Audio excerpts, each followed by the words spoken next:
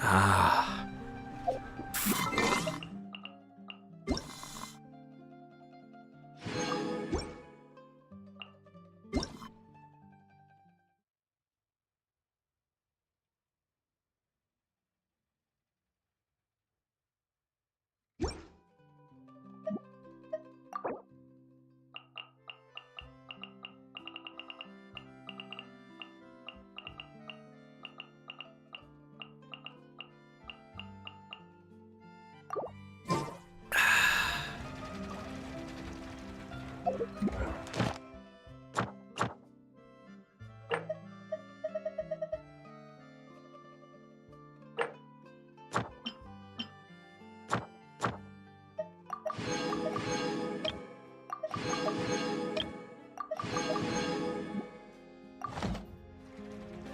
There's still a lot of room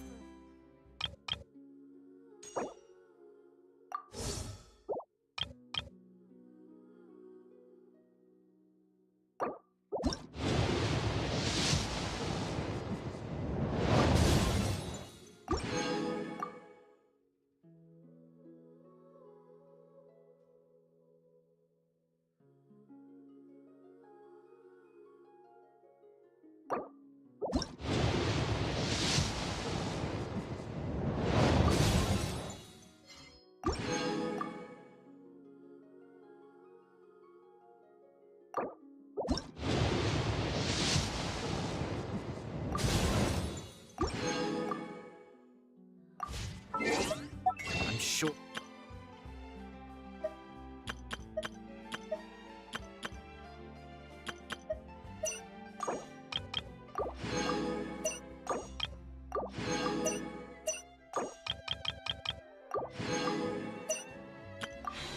I've forgotten something.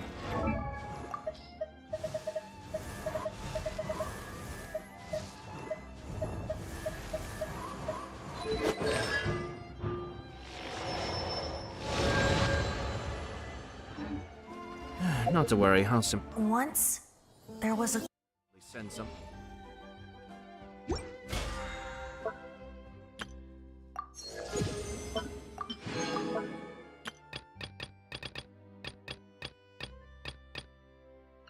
To fetch it.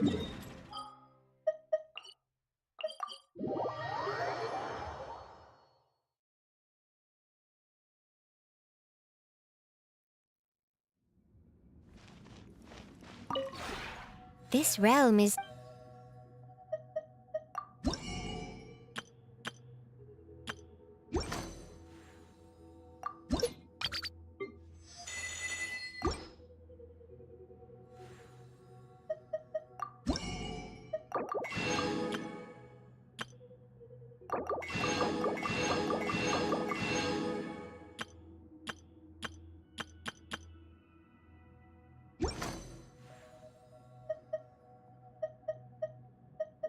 If you ever have...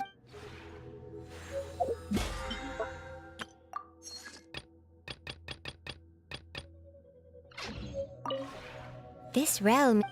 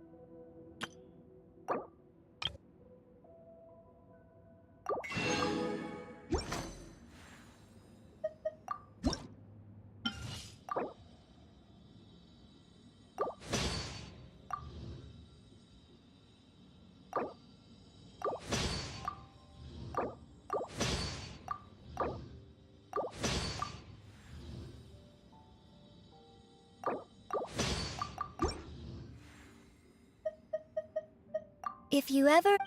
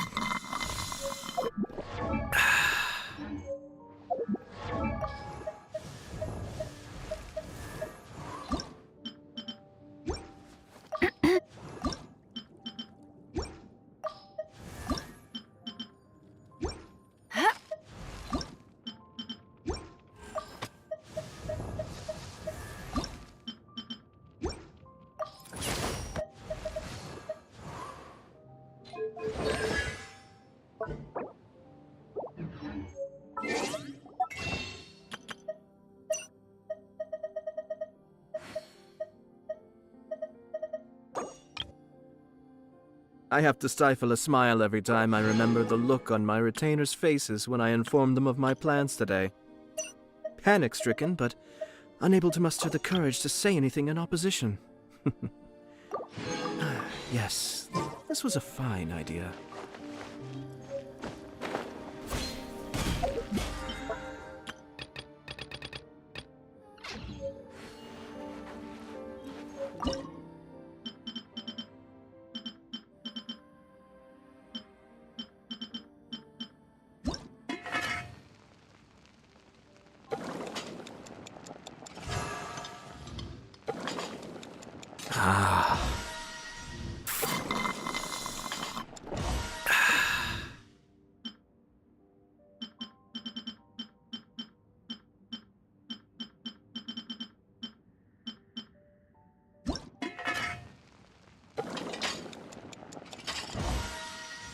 Everything's in place and they've taken the bait. Yes. Now to start reeling them in.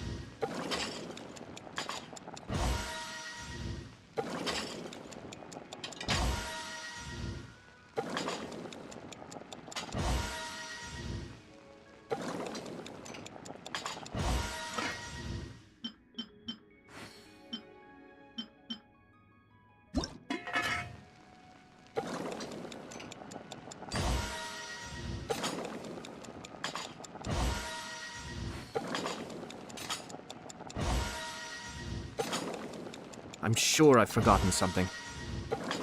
Not to worry, I'll simply send someone to fetch it. As soon as I remember what it was.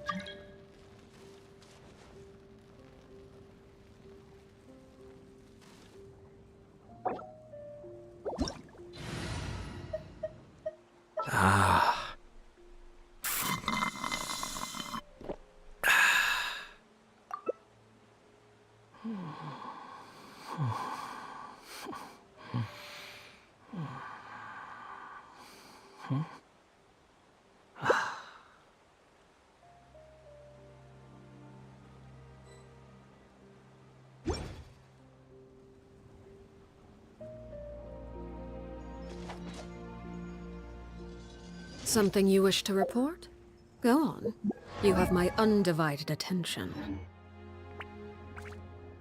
You think I've got a sharp tongue? I just tell it like it is. If someone can't handle it, maybe that's their problem. I have to stifle a smile every time I remember the look on my retainers' faces when I informed them of my plans today. Panic-stricken, but unable to muster the courage to say anything in opposition. Yes, this was a fine idea.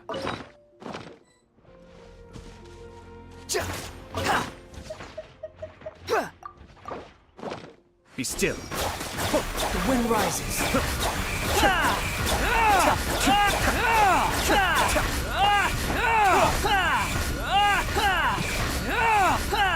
Cascade.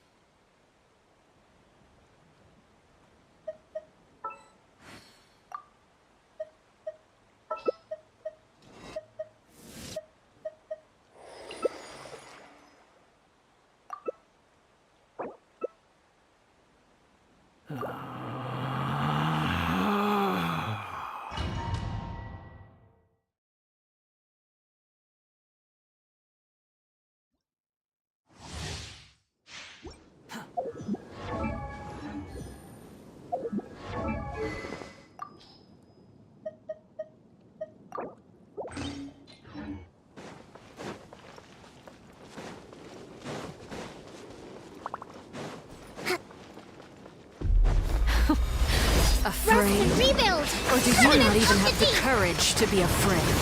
Game's up. Is it my turn now? The tide's back. With these rising flames! Now that's more like it. Is it my turn now? Bow your head. With the fall of darkness, destruction shall rise. Have a taste of purgatory.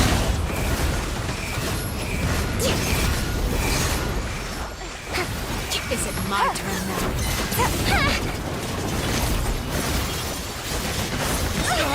Gotcha. Covenant of the Deep! Is it my turn now? Tide's beckoning. Not bad. You've proven to be a worthy opponent after all.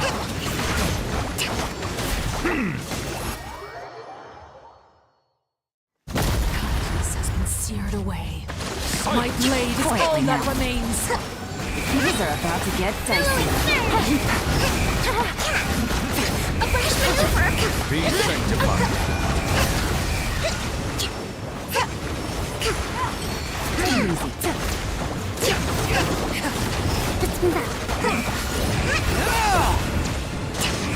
Sometimes only the beginning.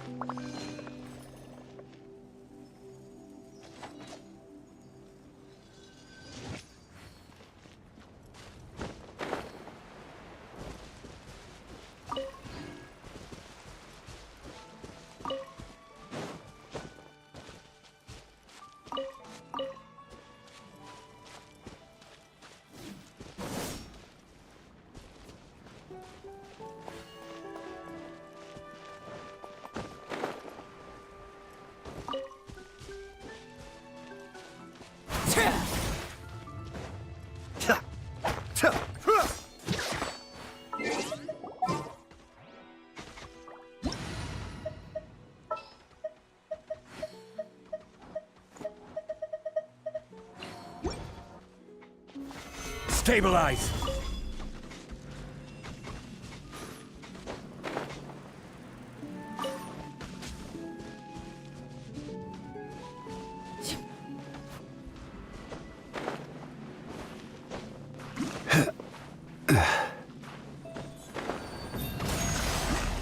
How was I so...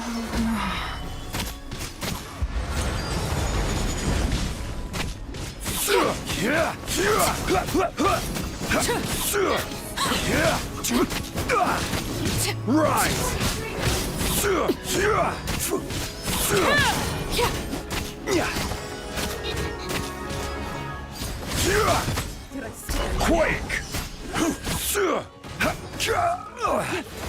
Rise! Order guide you! Quake! Step back.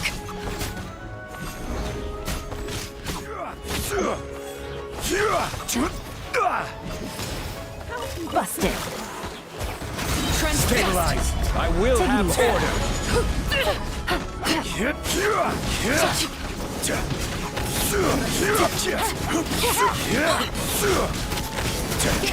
Quake!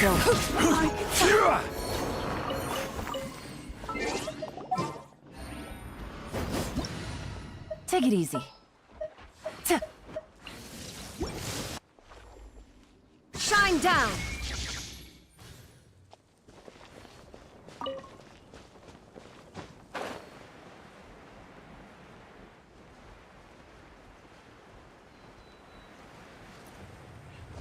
Illusion shattered. Torn to oblivion. I hear children singing.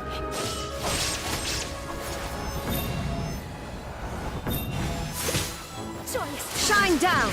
Detached from the world.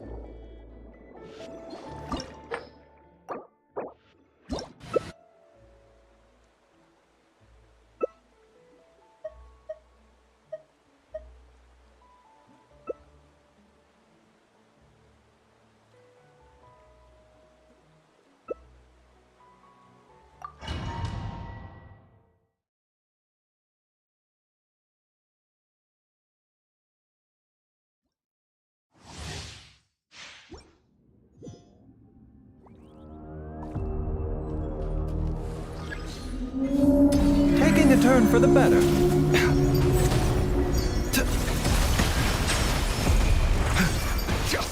Blindsided.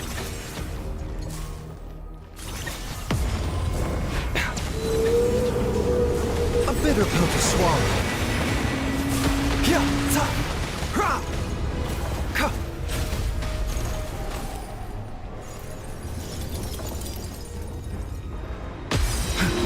Mind the side effects. Seems like an emergency.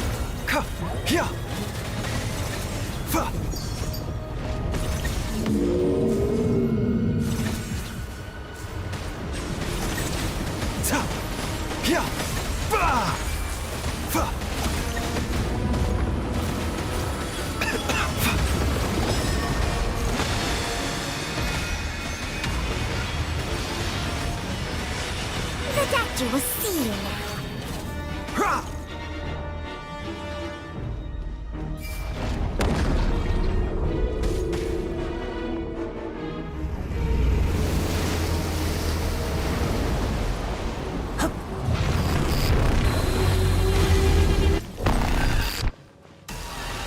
A bitter pill to swallow. Bow your head. This cup. Next on the agenda. Remember, health comes first.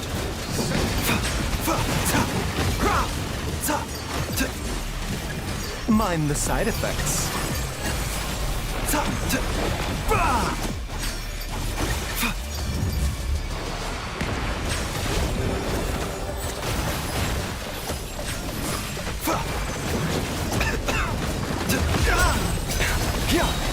Taking a turn for the better.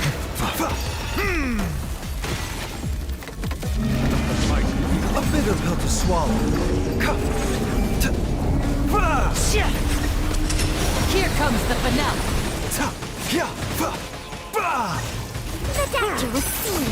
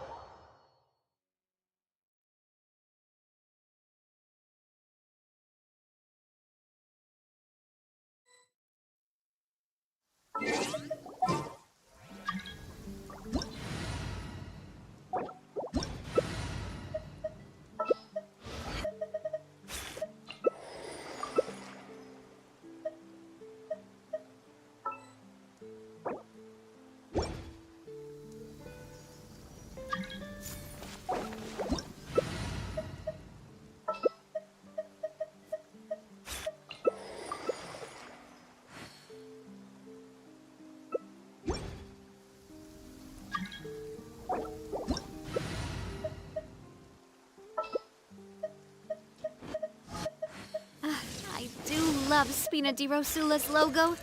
It was designed by my mother. Have you noticed how it's shaped like a heart? I'm sure I've forgotten something.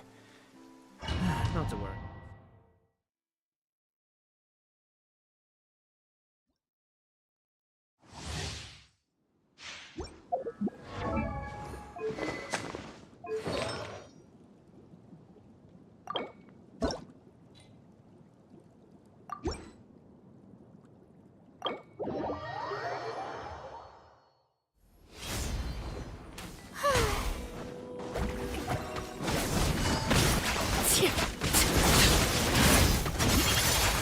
Is it my turn now?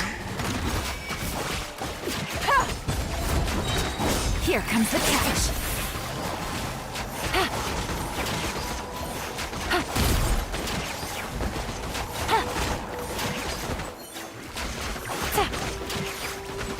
Now that's more like it. With these rising flames.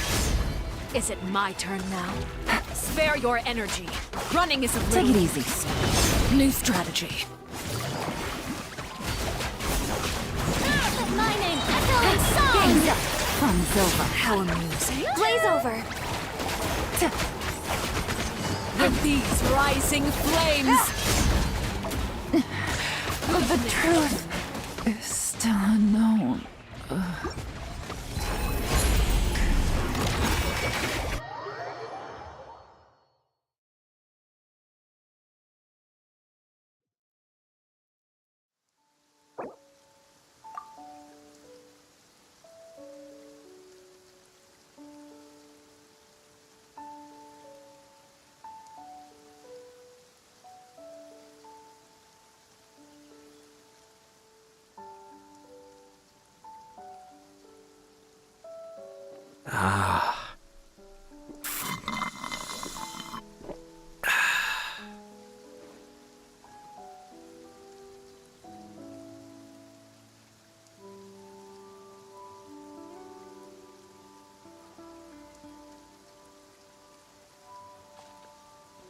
Everything's in place and they've taken the bait. Yes. Now to start reeling them in.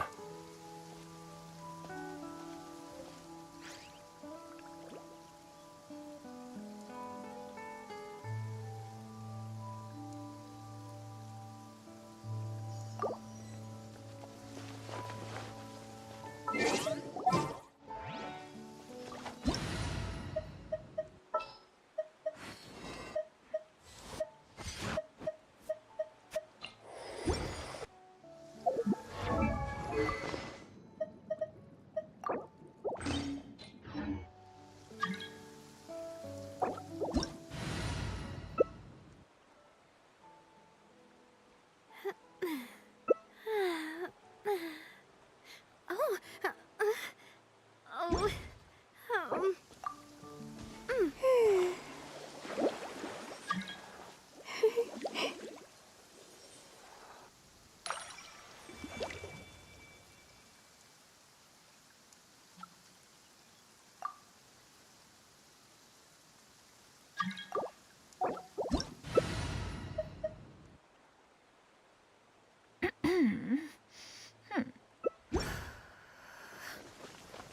Allow me.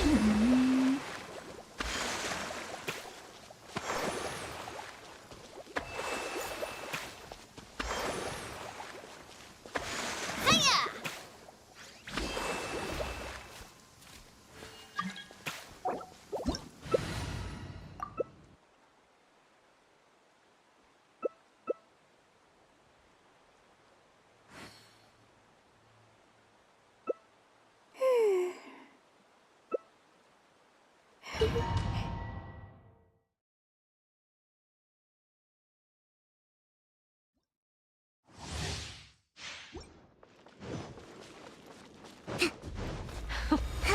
Afraid?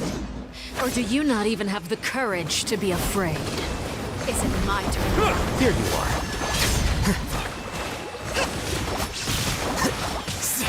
Now you shall perish! Is it my turn now? Now that's more like it. Closer now. Covenant of the Deep!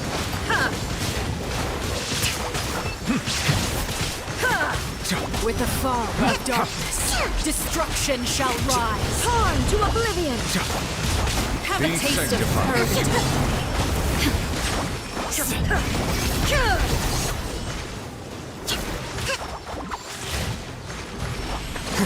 With these rising flames,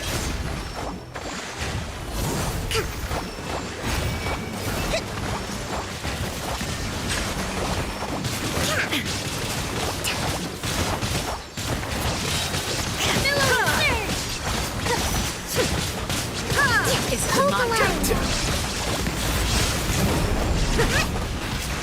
Not bad. You've proven to be a worthy opponent after all.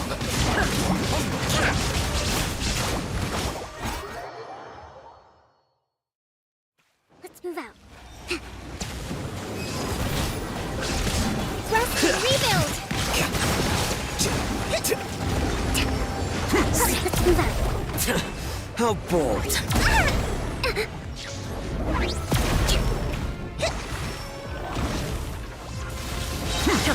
Covenant of the Deep! Allow me! There is no escape!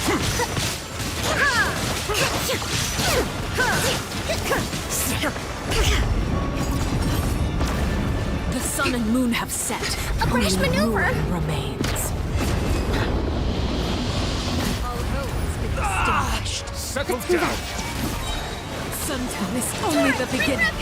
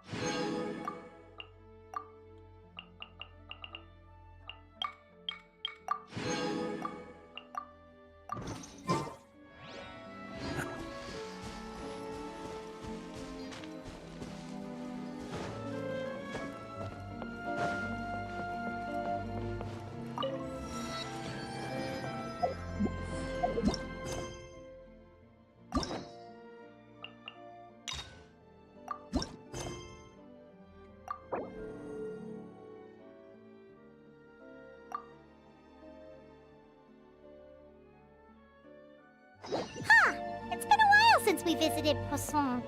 Maybe we should head over and have a look around.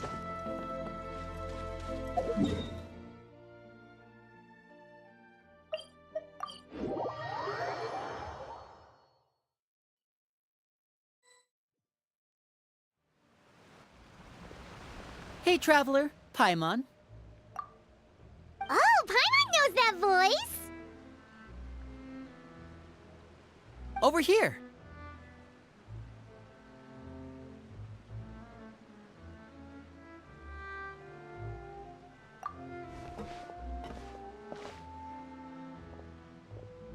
To borrow one of the more popular turns of phrase at the moment, this appears to be quite the fated reunion. Running into you two out of the blue like this has really made my day. I certainly wasn't expecting it. You can say that again. What brings you to Poisson? Wait, Paimon's got it! You must be here for one of your magic shows, right? Actually, we've run into a bit of trouble on the home front, so Father arranged for us to stay in Poisson for the time being. Oh, are Lynette and Fremine here too? Yep, along with most of the other members of the House of the Hearth. You may have noticed Poisson seems a bit more crowded than usual. So you're saying nearly the entire organization has moved to Poisson? Sounds like you've run into way more than just a bit of trouble. What's really going on? Well... Since the two of you are so curious, perhaps I can fill in the gaps. You scared Paimon half to death! Father, you're here. You know... On second thought, maybe we don't need to know. It's all probably super confidential House of the Hearth stuff, right? We totally weren't trying to pry or anything. No need to be nervous. I could sense your genuine concern from your conversation just now. Of course, I can also understand your confusion. Sending so many Fatui here to Poisson, it's only natural that some might suspect an ulterior motive to be involved. I understand. I'm well aware you've had your fair share of confrontations with the Fatui in the past, and I can't exactly guarantee that we'll remain on good terms in the future. As for right now, however, I would say we have little reason to be at odds, wouldn't you agree? The House of the Hearth could stand to be more open with those who have worked so closely with us in the past. As for the issue at hand, well, it hardly relates to any ulterior motive. To be frank, it all stems from a certain rumor circulating around the House of the Hearth. It's an internal matter. What sort of rumor?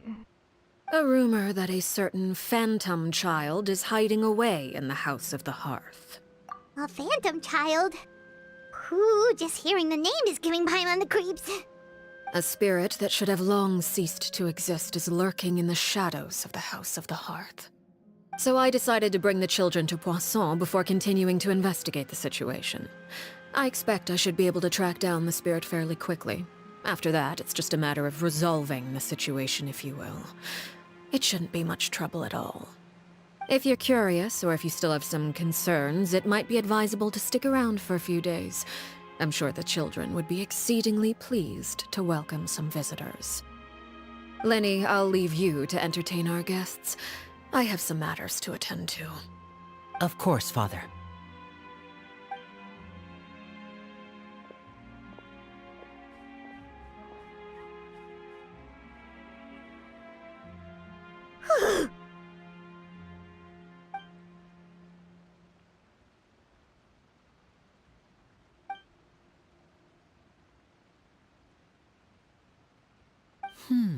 It has long been a dream of mine to invite you to our home and introduce you to my other siblings. You're quite well known in the organization already. A lot of people have been talking about you, especially after everything with the prophecy. If you're willing, why don't you stay a while and have a little chat with us? Alright. We don't have anything else to do right now anyway. But let's be clear, we're just gonna be there as guests, okay? Don't get any funny... Oh, wait a second. For your guests, that probably means we'll be treated to lots of yummy food, right? Of course. During our stay in Poisson, we've been helping out the locals with some fishing. We bring in quite the bounty every day. In fact, today is the perfect chance for me to show you what I can do in the kitchen. Let's go. I'll take you to where we're staying.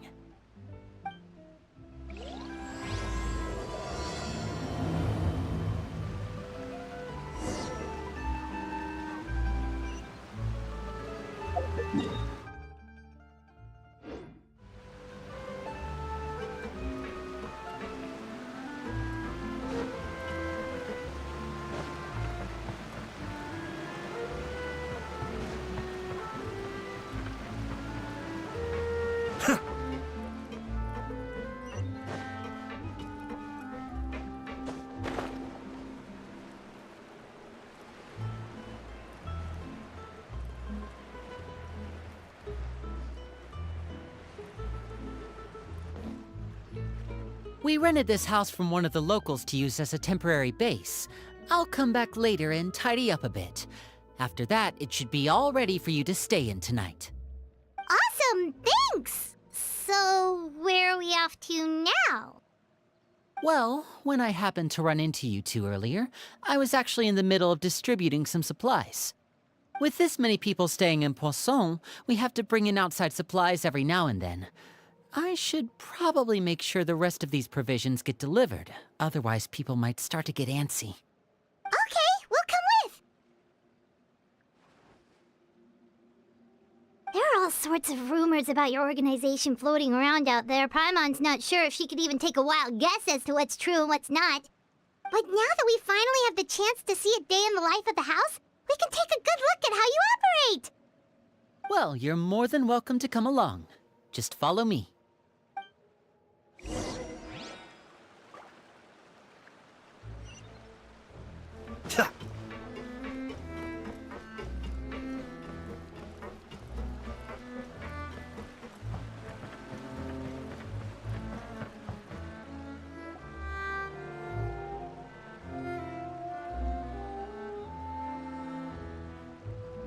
Linny! You're finally here. The supplies. I'm assuming you've... Brought them with me? Yep, here you go. Hello? Something caught your eye? It's the Traveler and Paimon! No way! Come here, everyone! Hurry! The Traveler and Paimon are here!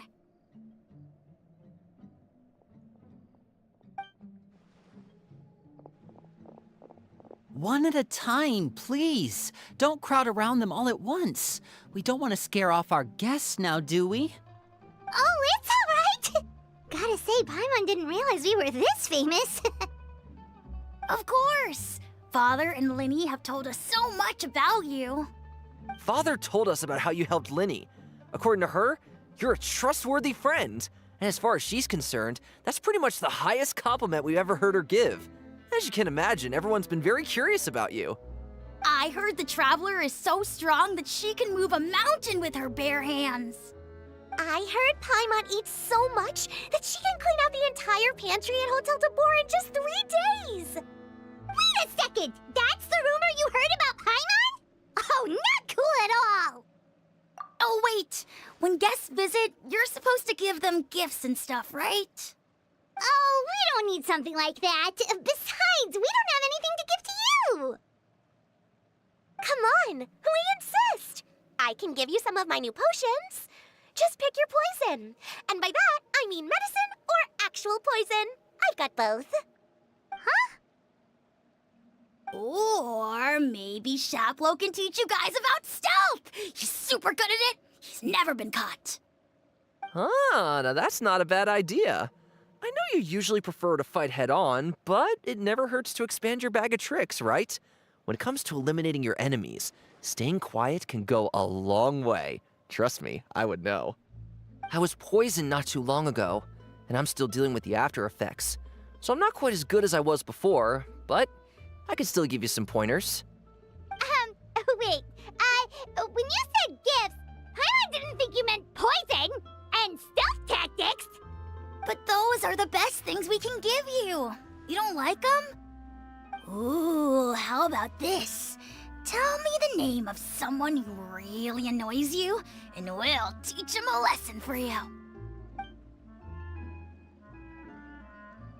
All right, Folt, Selwar. I think that's enough suggestions for now. When it comes to being a good host, it's the thought that counts. You don't need a physical gift to make our guests happy. In fact, pestering them with suggestion after suggestion might make them more annoyed than anything. I would say your enthusiasm has certainly gotten across. Really? Awesome! It's been so long since we've had guests to play with. If there's anything you need, just let us know. Yeah, especially if it's poison or something. I've got all sorts of potions for that.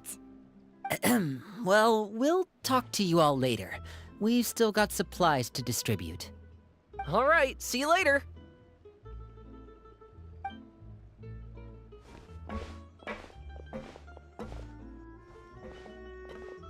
Bye!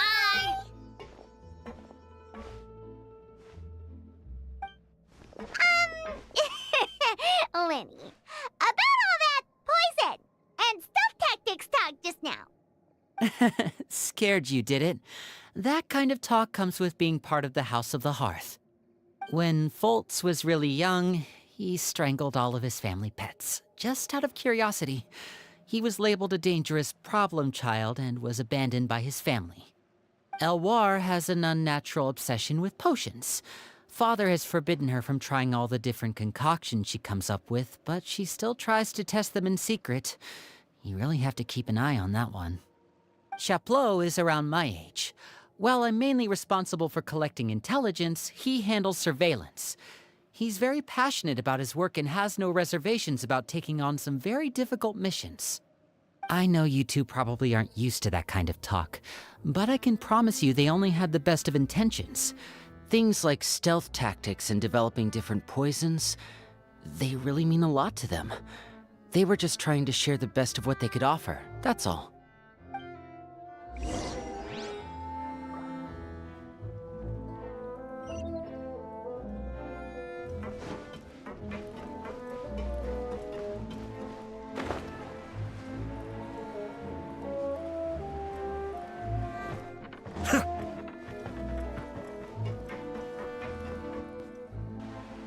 Filial, supplies are here.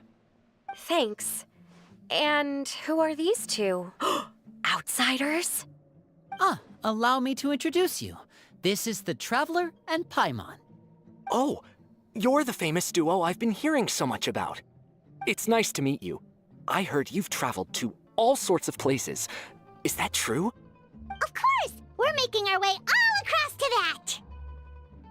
Oh, good for you. You must be pretty familiar with Fontaine by now, then. Have you seen the new opera that started running recently? I think it's called... The 4,000 Thieves? Oh, this is the first we've heard of it. It seems like it's going to be fantastic. From what I've been able to tell from the posters, anyway. You should definitely check it out if you have the time. Oh, and there's The Blind Maiden, too. That one is supposed to have audience interaction. Seems pretty interesting. After this mission is over, I think I'll go get a manicure.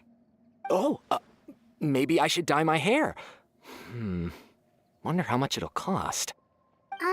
Is it just Paimon, or do these two seem much easier to get along with than the others? Looks like the House of the Hearth has some normal members after all. I heard that. Oh! Oops. I'm guessing you're referring to Foltz and the others? Yeah, we're definitely not all like them. I bet those crazies are practically foaming at the mouth right now. I'm sure they just can't wait to get back to Snezhnaya to carry out the plan. That's enough, Filial. Don't talk about family members behind their back, right? Whatever. Let's go. Guess this is goodbye then. If you ever...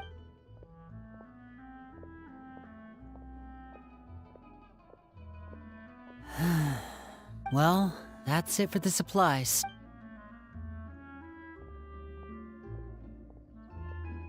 Well, they didn't seem too happy with you. You're right. We're only here. Oh, Linny's getting super.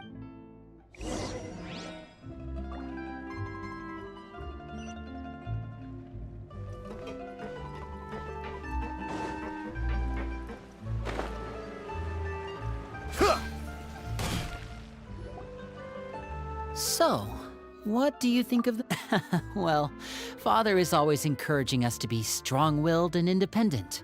So if there's one thing we've got, it's people who aren't afraid to speak their mind. Well, I should probably get cooking. Wanna join?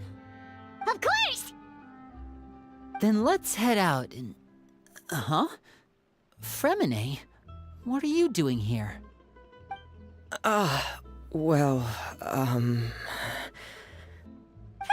Nice to see you again!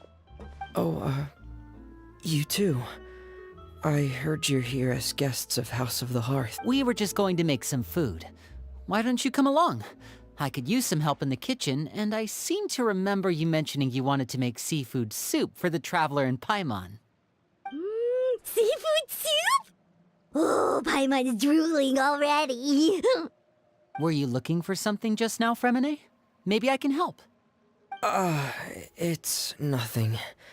I just wanted to see if there were any extra supplies. Yeah, we've got some left over. What do you need? Some food and water, and some clean cloth, if possible. No problem. Give me a second here. Food, water... Wait a minute. What do you need all of those for? You're not on any missions as far as I'm aware, and you were just going to come eat with us. So what's this all about? I thought I'd grab an extra portion because I get hungry at night. Could be because I'm growing, you know, and... Fremine, you remember what I told you? You're not like me. Your lying skills still need some work. Tell me what's going on. Is it really bad enough that you have to keep it from your own brother? Maybe it'll be better if we gave them some space.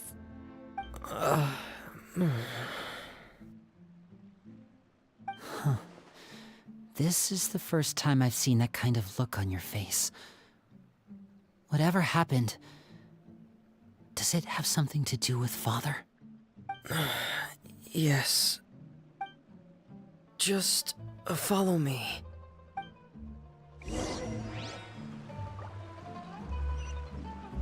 You're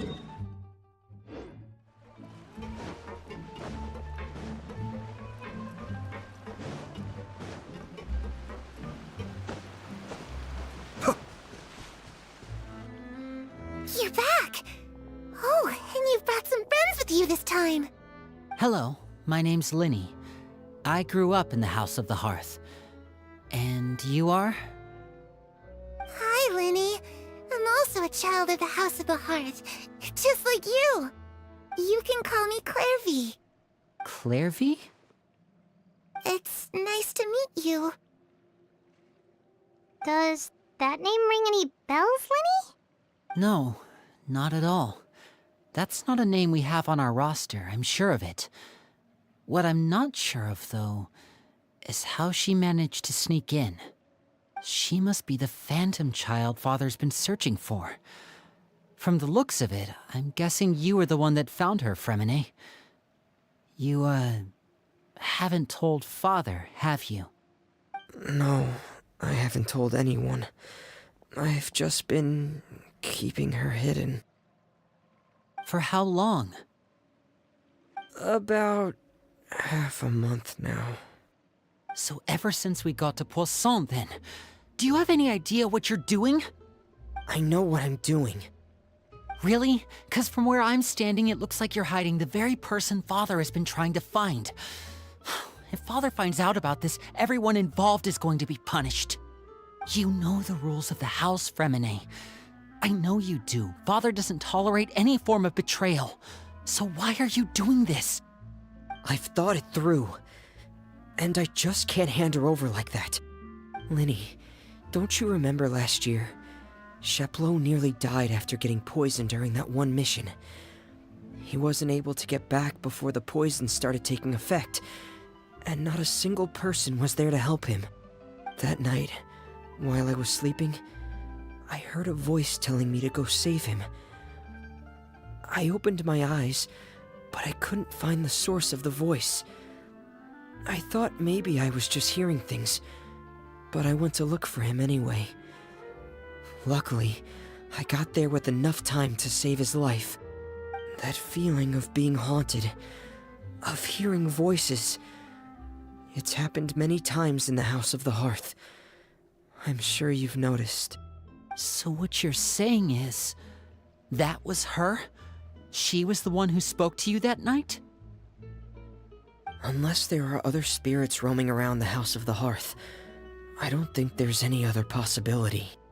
If Clairvy were our enemy, it wouldn't matter whether she was a spirit or an actual child. I would have acted without a second thought, because that's what Father ordered us to do. But she's been living with us, helping us from the shadows all this time. I think that makes her family. I couldn't just hand her over to be dealt with. Not when there's so much we still don't know. So what's your plan then? You can't keep her here forever. Someone is bound to find out eventually. I haven't thought that far yet. I don't want to disobey an order from Father, but I also don't want to put Clairvy in danger. Come with me. There are a couple things I'd like to say to you in private.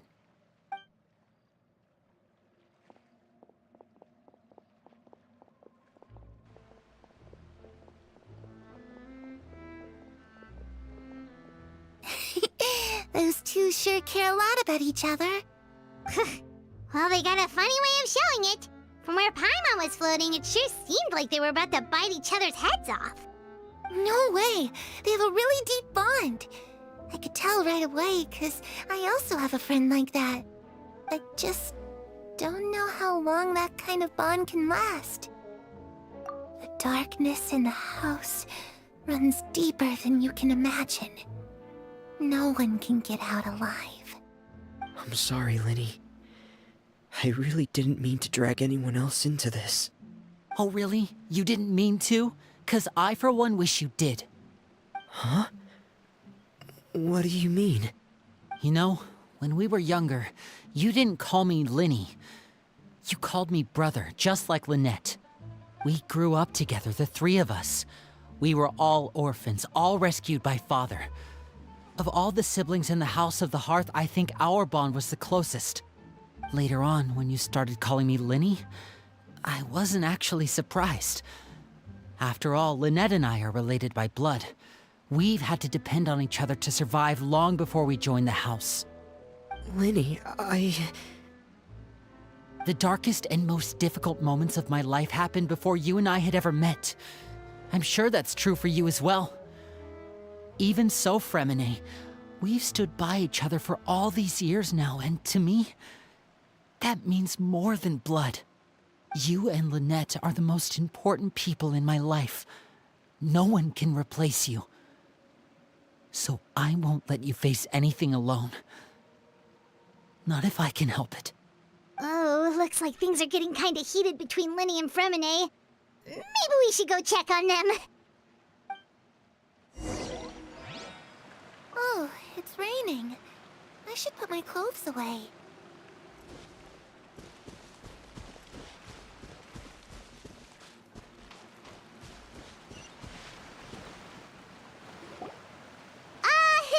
Hey, you two! Hope we aren't interrupting anything. Like a fight, or... Oh, wait a minute, Fremine. You're not crying, are you? Is everything alright? everything's fine. Thanks for asking. Well, we're all friends here, right? We've been through so much together, so if there's anything we can do to help, just say the word. It's just a small family dispute. It's not something our guests should trouble themselves with. In fact, it might be better if your stay ended here.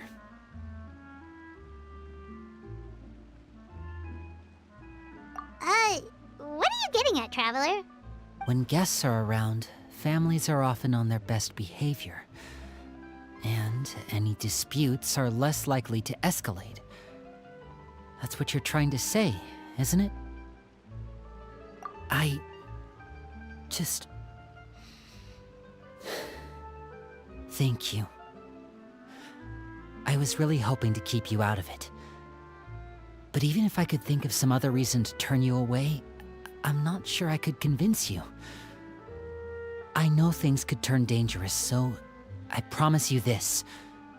From now on, I'll protect you like my life depends on it. Me too. Well, back to the matter at hand then. If we don't plan on handing Clairvy over to Father, then our only other option is to solve the mystery of her identity before Father is able to track her down. That means finding out where she came from and what she's doing here. Then we can send her on her merry way and pretend like none of this ever happened. I've tried that already. And? And... nothing. I tried taking her somewhere really far away, but... after some time, she just reappeared. She even came with us all the way to Poisson. It seems like wherever the house is, she follows. I don't know much about spirits. Do you two have any ideas? Let's see here. Paimon remembers hearing something like, if you fulfill a spirit's last wish before they died, they'll let go of whatever's keeping them here and return to the ley lines. Oh, it's just that Paimon doesn't really remember where she heard that, so it's not guaranteed to work or anything. Well, sounds like it's worth a shot. Guess that means we should go ask her about her wish. But first, Fremine, I need you to promise me something. What is it? I need you to promise me that this will stay between the two of us. We're the masterminds behind this whole thing. No one else gets involved. Can you do that for me? Of course. I promise. All right. Then let's seal the promise just like when we were kids. Fist bump on 3. Ready? 1, 2, 3. I swear.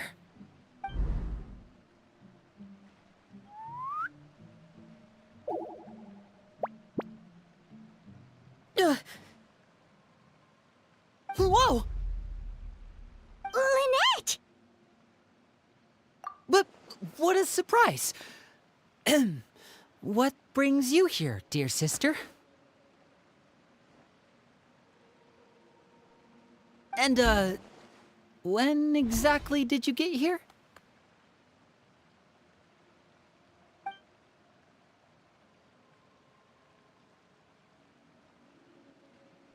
You're an idiot, brother.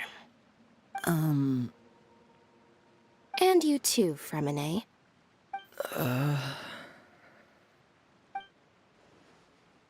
You 3, Traveler. And you 4, Paimon.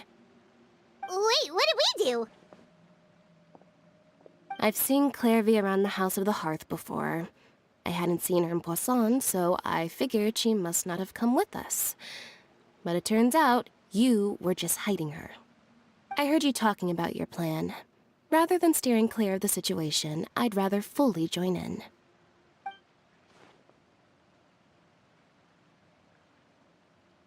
If you don't agree, I'll have no choice but to report everything back to Father. Simple as that. You're not giving us much wiggle room here, Lynette. Well, I guess we're all in this together then. After we talk to Clairvy, we'll figure out our next move. There's no time to lose. Let's go.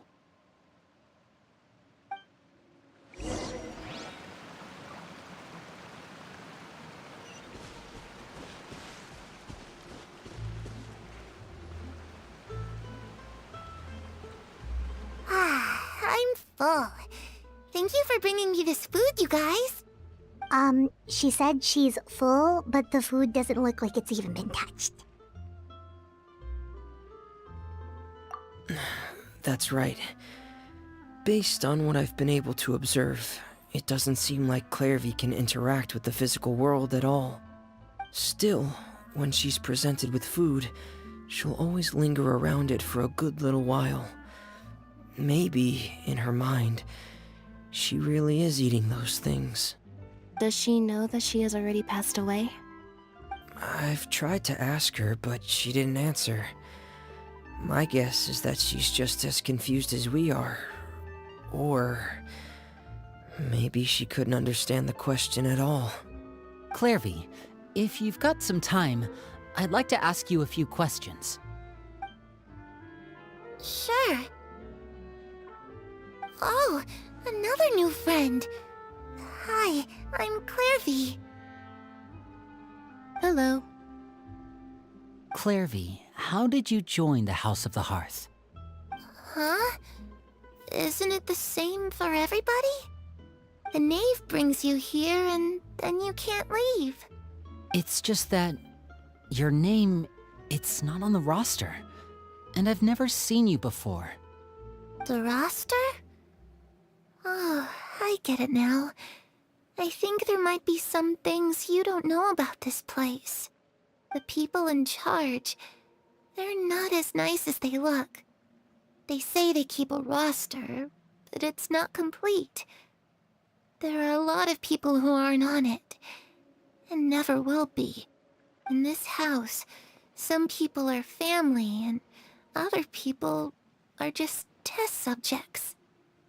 Those kinds of people aren't ever going to get a place on the roster, unless it's the roster of people who've been executed. Wait, does that mean the knave... She... Is there anyone that can vouch for you? Perry, she's my best friend. She's the only one I trust in this place. Have either of you heard of that name before? No. Me neither. Clairvy, Perry. Neither of those names are on the roster. But it seems like she's telling the truth.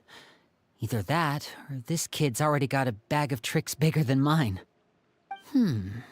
Maybe we should try a different approach. Clairvy, do you have a wish?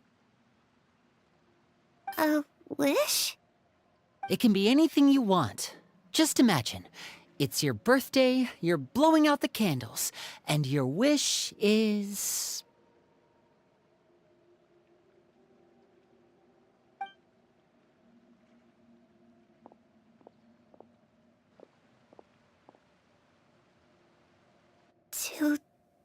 to go outside, where the sun can find me. That's it?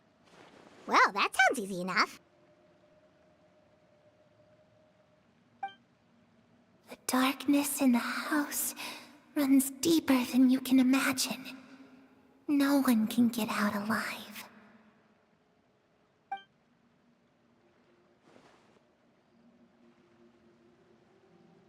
Okay, time to divide and conquer. Listen up, I've got a plan. I'll try and find a way to use basic illusory magic to take Clairvy outside and bring her somewhere with sunlight.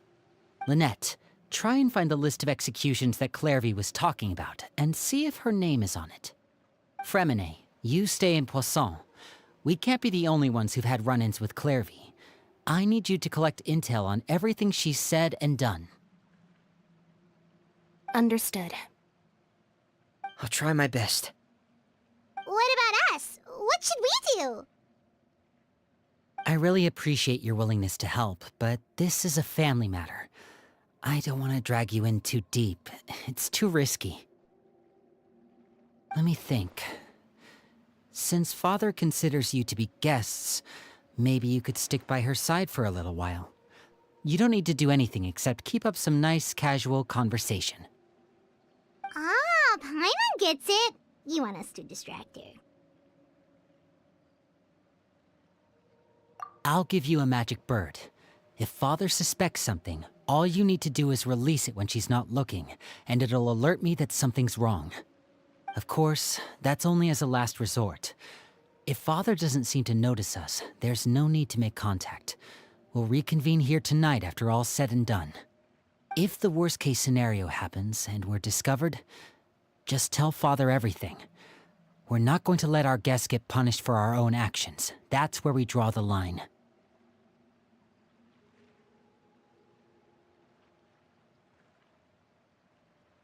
You too. Okay, this is where we part. Father should be at the beach nearby.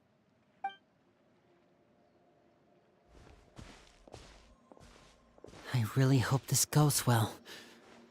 No, it has to go well. That's the only way this can get resolved.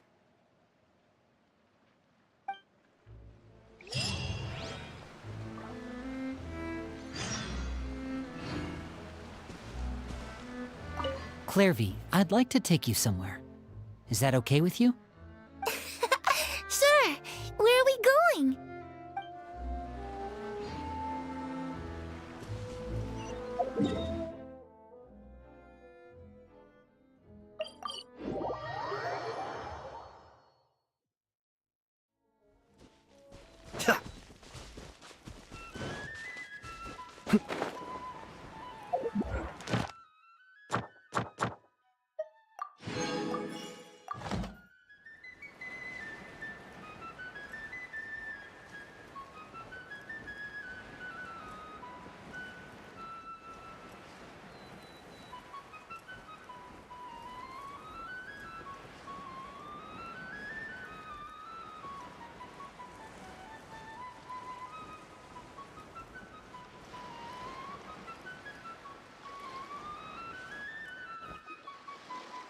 It's the knave!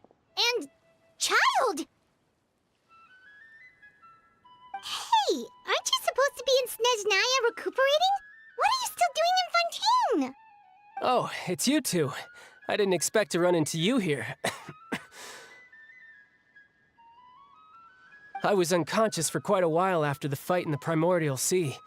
After I woke up, I realized I was being taken back to Snezhnaya, and well, I couldn't have that now, could I? Not when I've still got unfinished business here in Fontaine. So, I mustered up all my strength and made the journey back on my own. What sort of unfinished business are we talking here? It has to do with Skirk, my master. I really wanted to meet up with her, but by the time I got back, she had already left. I still have so many questions for her. Without any other leads, all I could do was ask the knave to help me track her down. She must have left behind some traces from her time in Fontaine. Oh, okay, so have you found any clues? Unfortunately, no. While the House of the Hearth is adept at collecting all manner of intelligence, certain existences can still manage to escape our purview.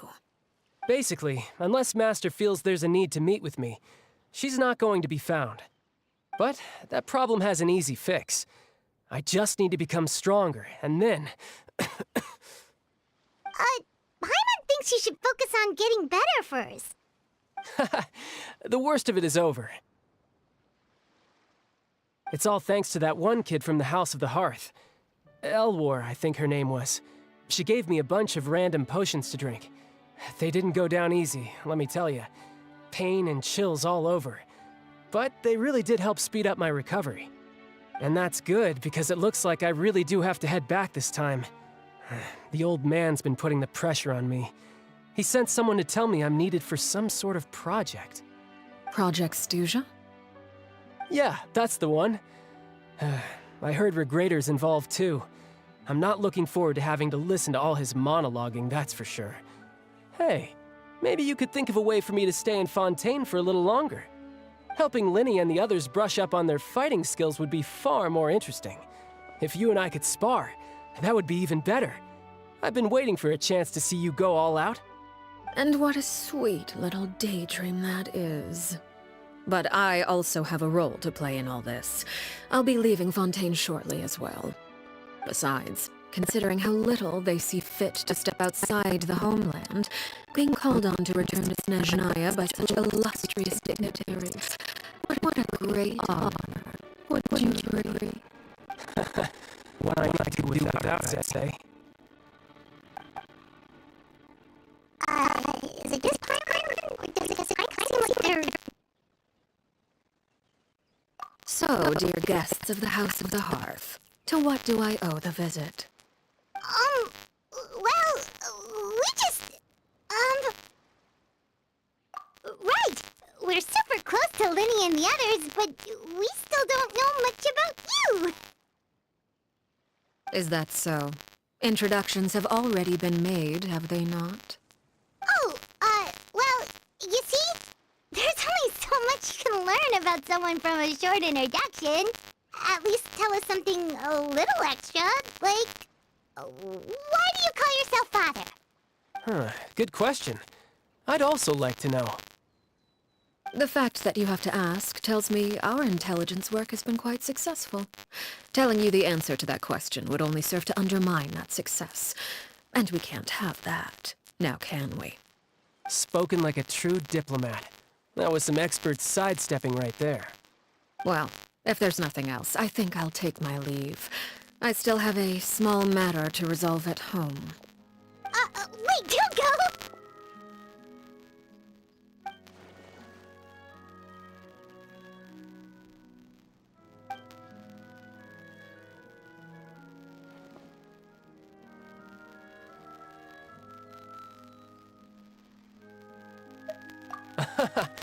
I'd also like to hear the answer to this. I've met some of the members of your organization, and they all seemed like really good kids. They actually reminded me of Tonya and Tusser. Which, by the way, if you ever betray them, I'm just letting you know, I won't let you off easy. And why would I betray them? Well, you've already betrayed the House of the Hearth once, haven't you? At least, that's what I heard.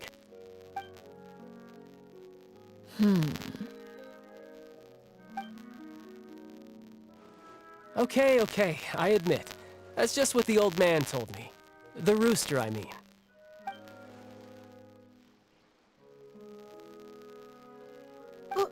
Wait, did you really do something bad to those kids? Never mind what I've done. I'm more curious as to what the mighty rooster had to say. Care to enlighten me? Ah, well, nothing much. Just some stuff about you taking out many other members of the House of the Hearth, and even going so far to attack your own family. I see. Oh, based on your reaction, I'm guessing it's all a bunch of lies. Hardly. I don't appreciate his particular turns of phrase, but I suppose he didn't say anything untrue. Although, it would be more accurate to say that there is a certain level of prejudice involved, but I don't intend to clear that up just yet. Prejudice has a funny way of concealing the real truth behind certain things, an attribute that I find to be quite advantageous. Call yourself a Fontanian, for example, and people will assume all sorts of things, when the real truth is that this is simply the land where I was raised. Huh? You're not actually from Fontaine? But then why did you try to help out with the prophecy and everything? I was trying to protect the children born in Fontaine. Claiming that I myself was a Fontanian simply made it easier to operate. People would hardly suspect a fellow Fontanian of having any ulterior motives. Who wouldn't want to save their homeland after all? The primordial sea wouldn't have any effect on me, but it would have caused great harm to the House of the Hearth. Well, you wanted extra information, didn't you? There you go. I hope that satisfied your curiosity.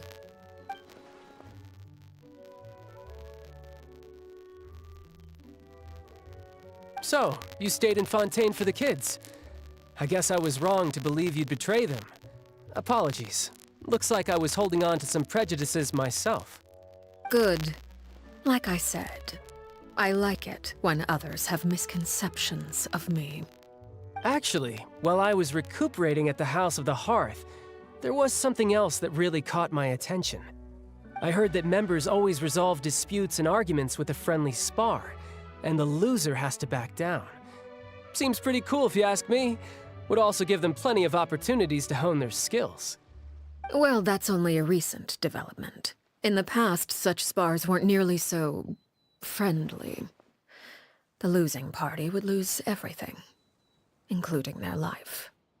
They were that high stakes? Whew, at least that's not a thing anymore. Well, the current atmosphere's not half bad. I'm a bit jealous, actually. You've got so many family members around you, and you even get to live with them. Having a lot of family around means dealing with a considerable amount of bickering and scheming. Once Tonya and Tusser enter their rebellious phase, I'm sure you'll understand. Just imagine. Tusser becomes obsessed with plucking out strands from the rooster's mustache, or Tonya decides to dye her hair 42 different colors. Okay. I get the picture.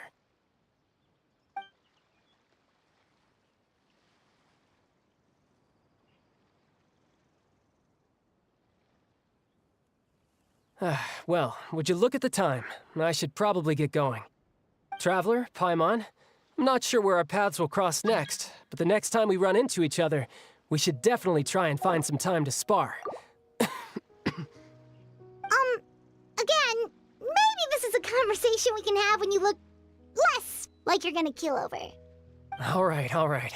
Well, thanks for everything, Arlecchino. No thanks necessary. You also played a part in obtaining the Gnosis. I would say we can call ourselves even. I like the sound of that. Well, I'm off. See you all some other time. We should probably get going too. Do you want to head back with us? Oh?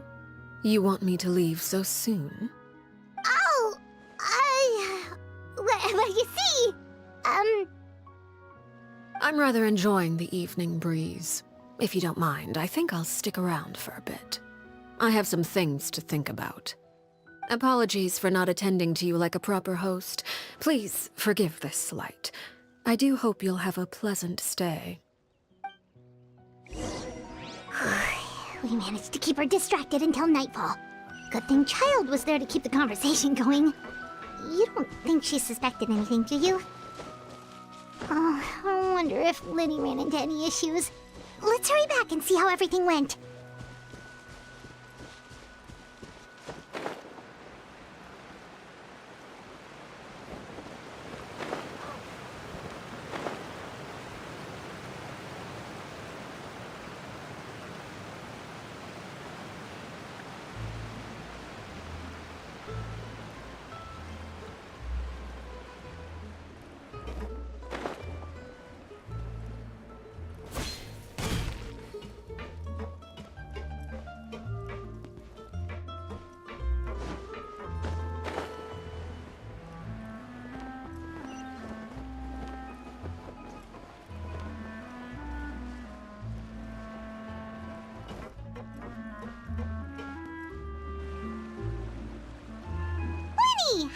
we go! Well, long story short, we ran into a small issue. Everything was fine at first. She followed me up to the surface just like I told her.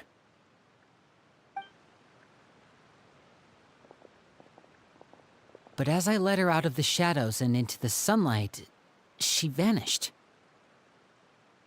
I turned around and there she was, standing at the edge of the shadows, silently watching me. Huh. Maybe she's afraid of sunlight, or...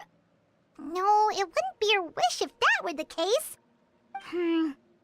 Well, we could always try pushing her in. Oh, true. I've pretty much tried it all already. Nothing worked. Eventually, the sun went down, so all I could do was bring her back here. How did it go with you, Lynette? Good. I've got the list. It's right here. Really? Well, what are we waiting for? Let's take a look!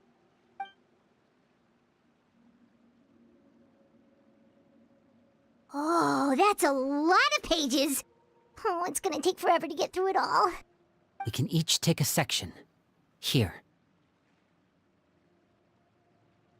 La Pouillade, l'endroit, Chambel, horaire.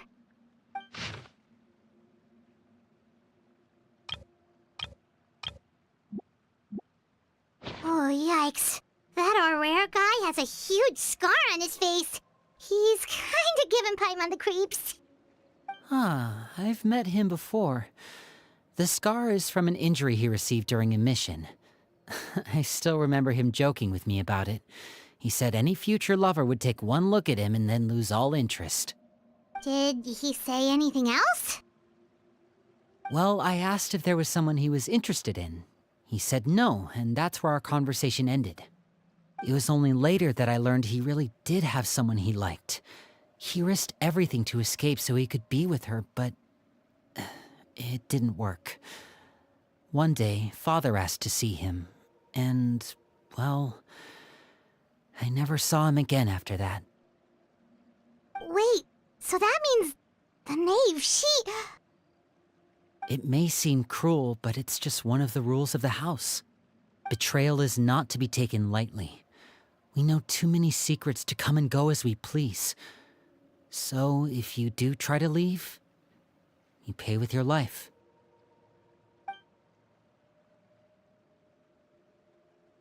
Her name's not here, huh? Well, that's not too surprising. It doesn't seem like this list is complete. It only contains records dating back around 5 years. Let's shift our attention then. Fremine, were you able to find anything out? Fremine. Sorry. I was thinking about something. I managed to talk to quite a few people, but I couldn't help but notice that the atmosphere in the house was a little... strange. Strange? Yeah, I mean, I know there have been arguments in the past, times when people haven't gotten along. Chaplot and Filiol are a good example of that. Oh, those are two of the people that we met while delivering supplies. Paimon can see how they might not get along. They had very different vibes, and their, interests seem to be pretty different as well. That's to be expected, actually. Father brought us all here, shared her knowledge with us, taught us how to fight. That's one thing we all share.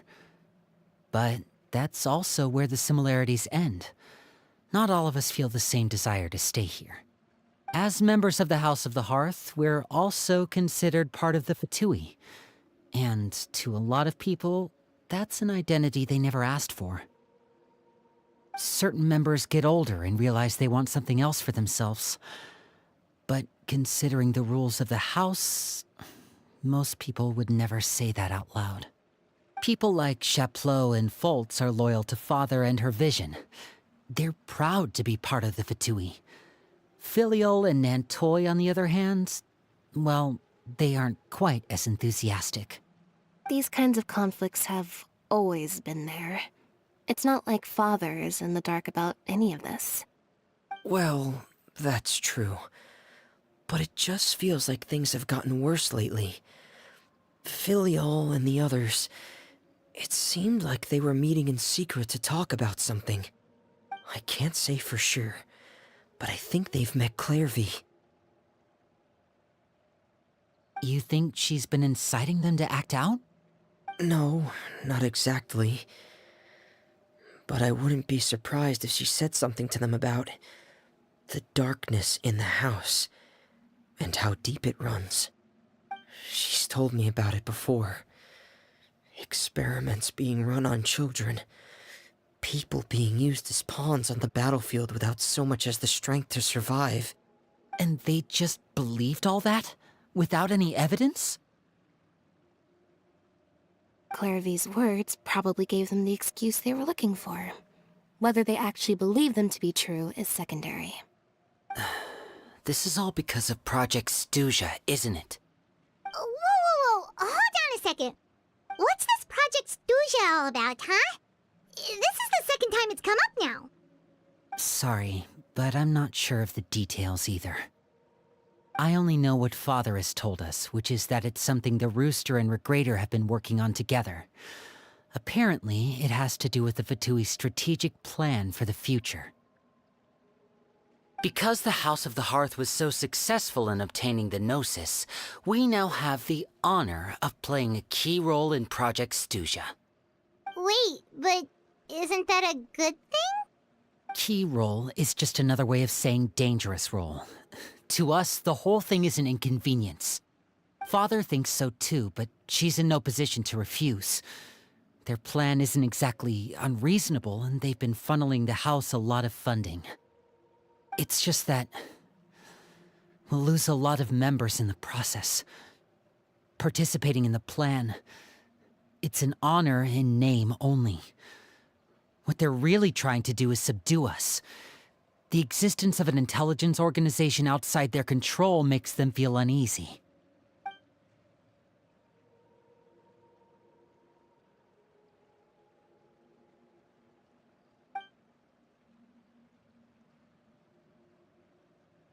Okay, super complicated top secret Fatui business aside, what does all of this have to do with the conflicts you were talking about earlier? Paimon doesn't get the connection. External pressure has a way of exacerbating internal strife. You can't overlook the power of fear either. People are afraid of dying, and that fear is often the impetus for a lot of stupid decisions.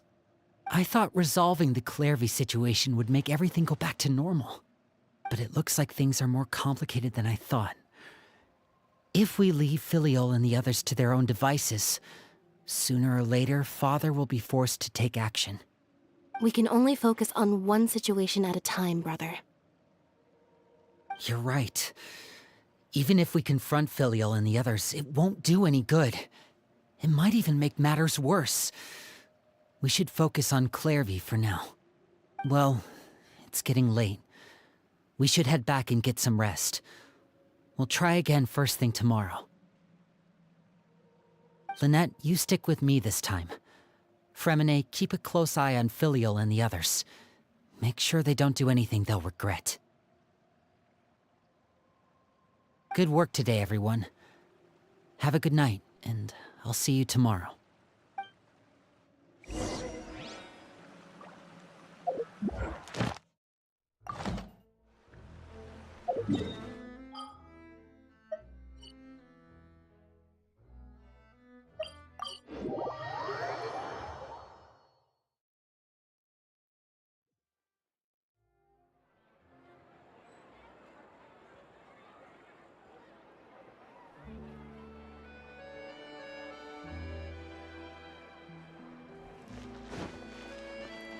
Ad Astra.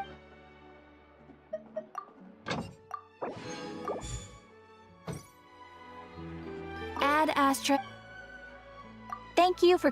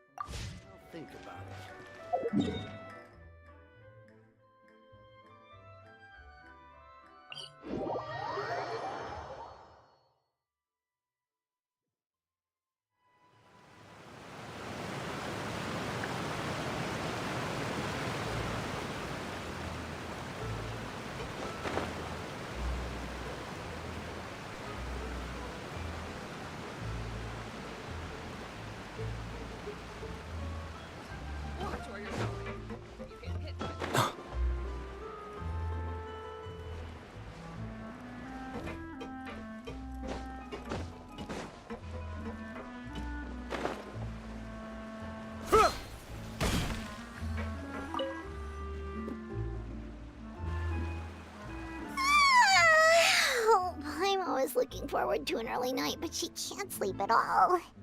Hey, you don't think the knave will be too angry with Linny and everyone if she finds out about all this, do you? She's even scary when she smiles. If she were to actually get angry... Ooh, you have to protect Paimon if that happens, okay, Traveler?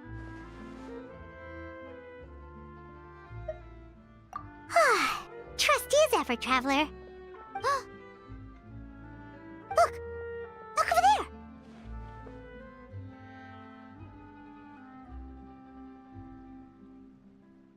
Quick! Let's catch up with her before anyone sees!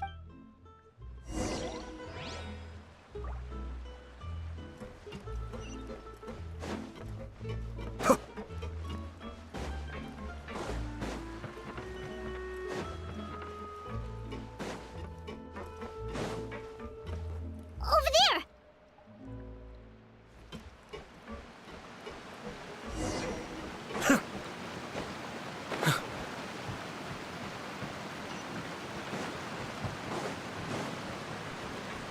Oh, where is she going? Oh, if someone sees her, we're toast!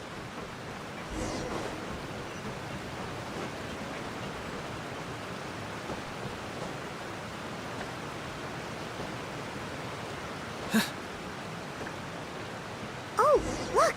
She stopped!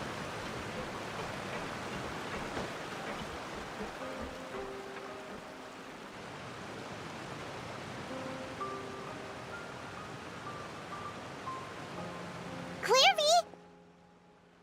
Shh! I opened the window while no one was looking. Look how pretty the outside is.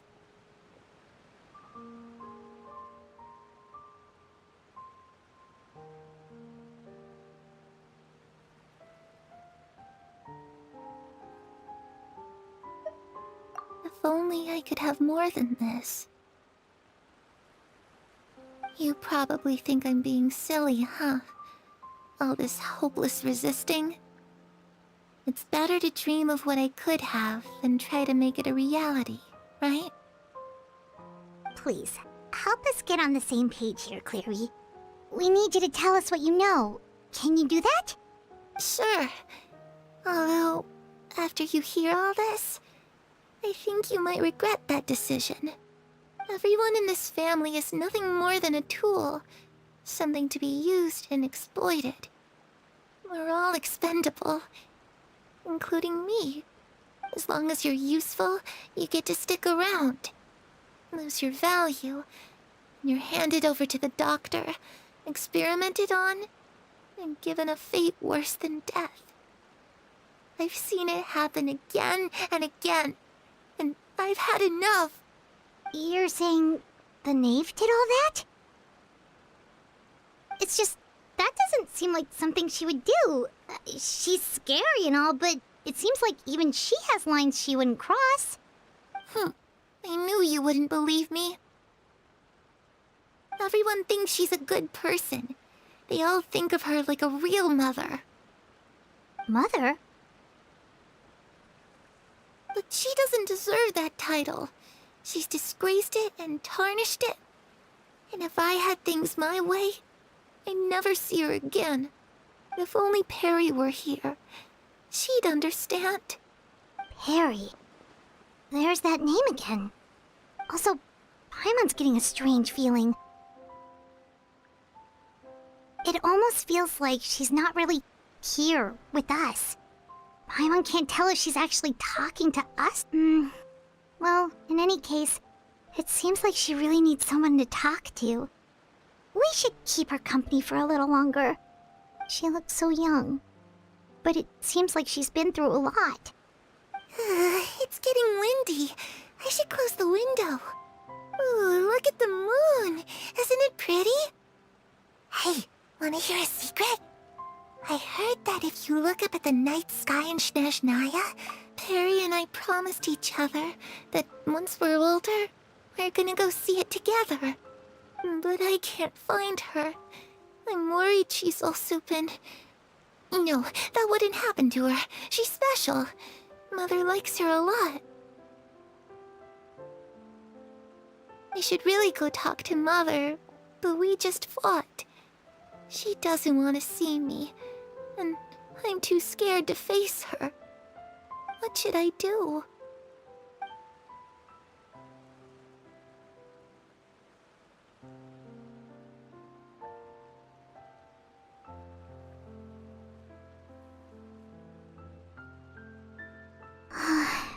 Paimon really doesn't understand what's going on with her. Well, let's head back. We've got an early morning tomorrow.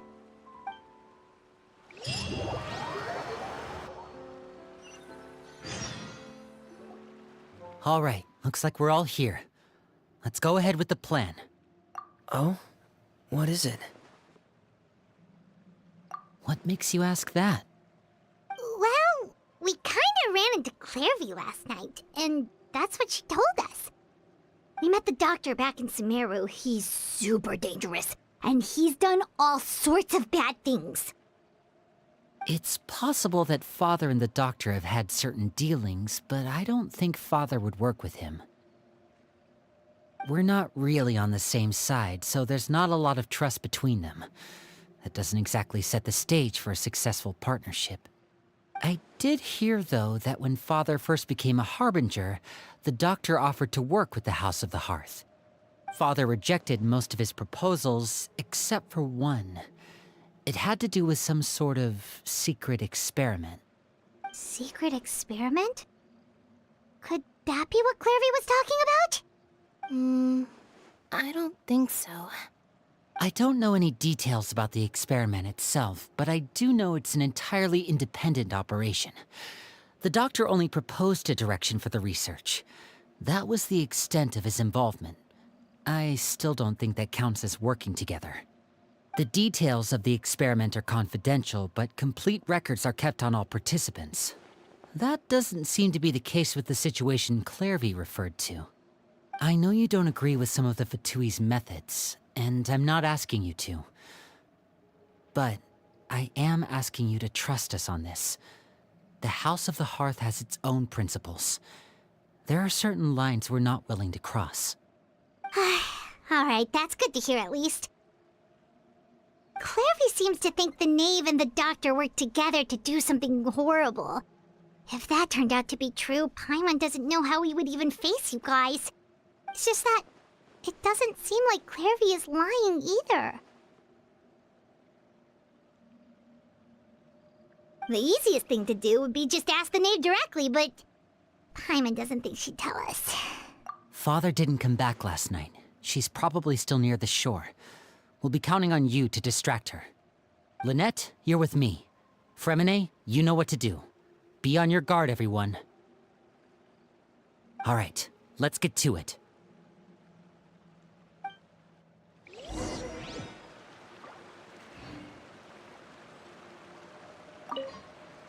Where are we going? Let's try somewhere further away this time.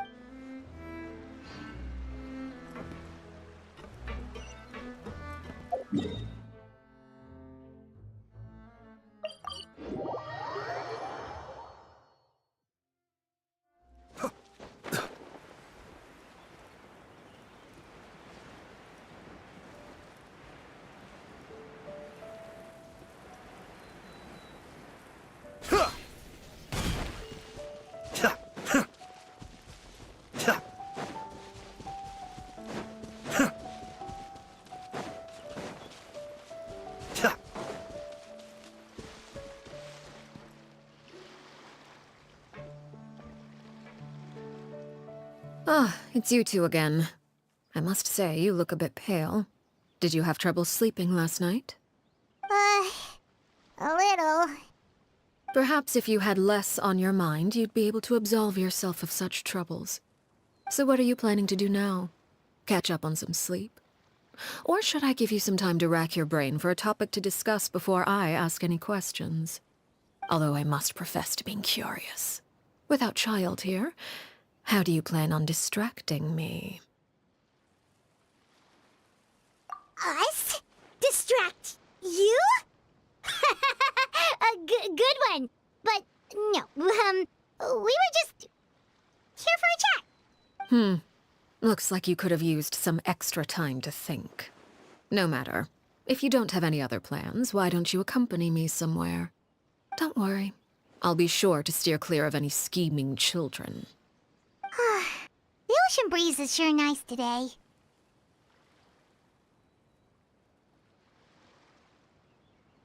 Children always think they can hide things from the grown-ups. But nothing gets past me. Least of all a little scheming. I think I'll let them have at it for a little longer. I can be very patient. Well, I'll leave you to think things over. If you're so inclined, meet me outside the Palais Mermonia. Good things come to children who do as they're told. So I do hope you decide to tag along. If only for your friends' sakes. What should we do? She clearly knows about everything we've been doing, and Paimon doesn't think it'd be a stretch to say she was threatening us just now.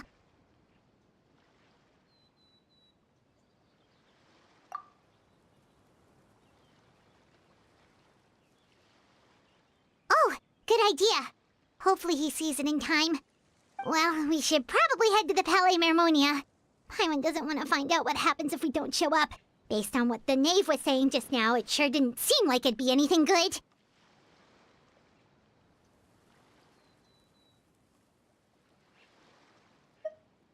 Okay, then we probably shouldn't keep her waiting. It seems like Linny and the others are on thin ice, so let's do our best to not get them in any more trouble.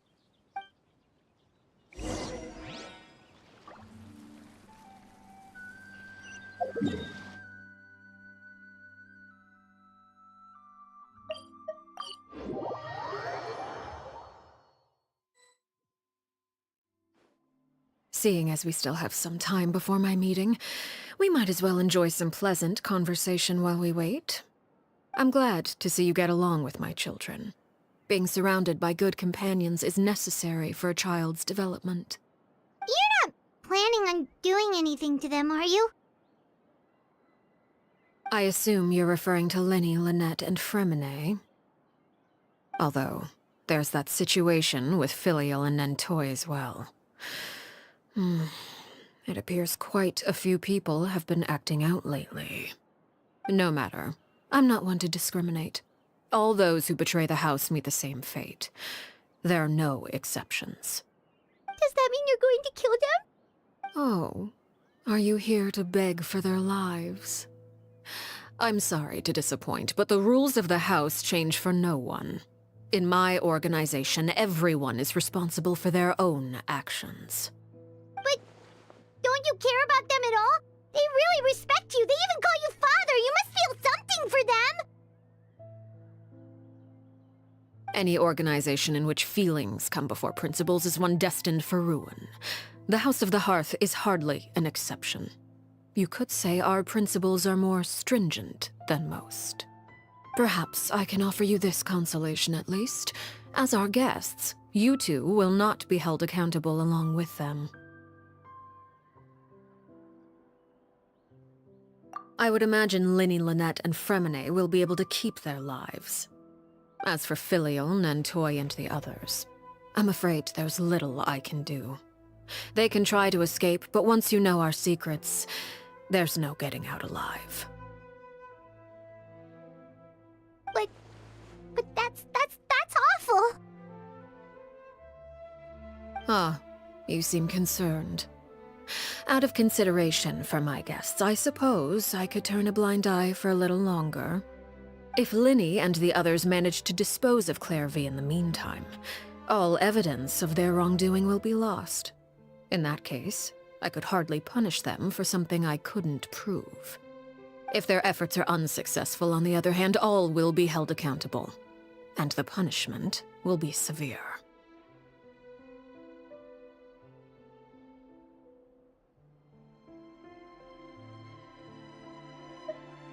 Of course. Oh, and here, I believe this belongs to you. Do try and keep better track of it next time. It takes a considerable amount of time to train a bird like this. It would be such a pity if you were to lose it. Permanently. Wait, where did you get that? Well, I'm afraid that's all the time we have to chat. Now, for the matter at hand.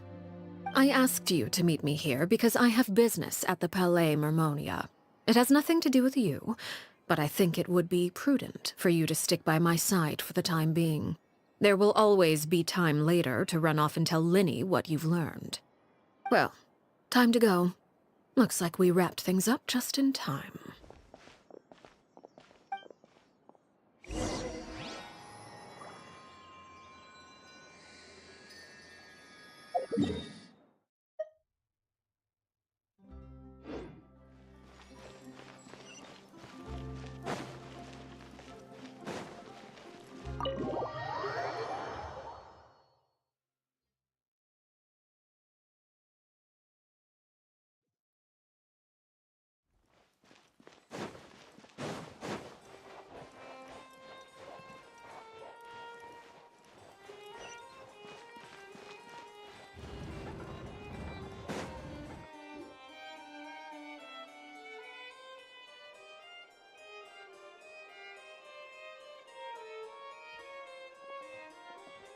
It's been a while, Monsieur Neuvillette. I must say, I wasn't expecting my meeting request to be approved quite so quickly. The Palais Mermonia operates with an efficiency worthy of admiration. It is only right that an esteemed diplomat such as yourself should be afforded the proper level of respect.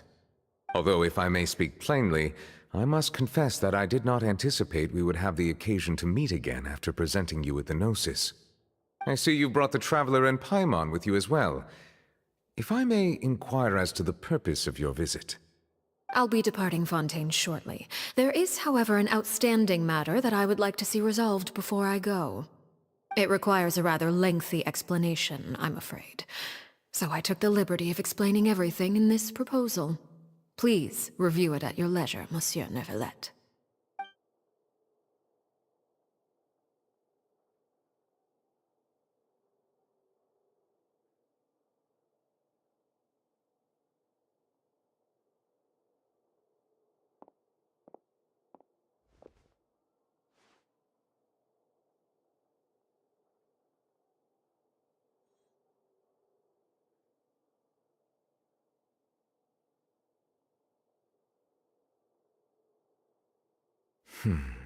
I understand your request. However, at the risk of causing offense, I must admit that I fail to see why you would wish for such a thing. I heard you have a certain fondness for water tasting, Monsieur Neuvillette, so allow me to use water as an analogy. A family is like a large body of water with countless rivers flowing in and out. As someone who watches over this system, I would hope that each river that flows from the source will eventually reach the ocean. Of course, objectively speaking, I know this is impossible. Most of the rivers will dry up along the way, disappearing into the ground and leaving nothing but a barren riverbed behind. Not all rivers are destined to reach the ocean, but I would not see their existence rendered meaningless. I believe the water that flows within them is simply meant for a different destination, like a field in need of irrigation. Or perhaps the glass of a certain water-tasting enthusiast. Did you get any of that, Traveler? Your words paint an optimistic picture indeed. Allow me to remind you, however, few among us are willing to sip from a glass filled with tainted water. It may have been tainted at one point in time, but not to worry. I'll make sure it's strained of all impurities and returned to its cleanest form.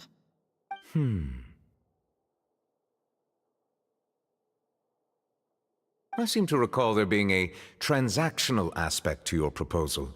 Perhaps you could expound on that? If you accept my proposal, Monsieur Neuvillette, I will gradually withdraw my forces from Fontaine. And, unless absolutely necessary, I will no longer carry out any special missions within Fontaine. I presume I can take your words to mean that, in the future, cases similar to the Tartuffe assassination will cease to cross my desk? Tartuffe? Ah, that thief who embezzled funds from all those charities, you mean? My deepest condolences to his family, but without any evidence, I cannot imagine how the House of the Hearth might have been involved in his passing. Of course, if you accept my proposal, Monsieur Neuvillette, I'm sure certain measures could be taken to reduce the frequency of such troubles. You choose your words carefully indeed. In that case, I am inclined to accept your proposal. My thanks for your generosity, Monsieur Neuvillette. Well, with that settled, we should be going now. I took the liberty of bringing along 2 bottles of spring water from Snezhnaya for you to enjoy. I do hope I get the chance to hear your impressions. Perhaps at our next meeting, yes? Indeed. I trust you would not overlook your commitment in the meantime. All right, Traveler Paimon. Time to go.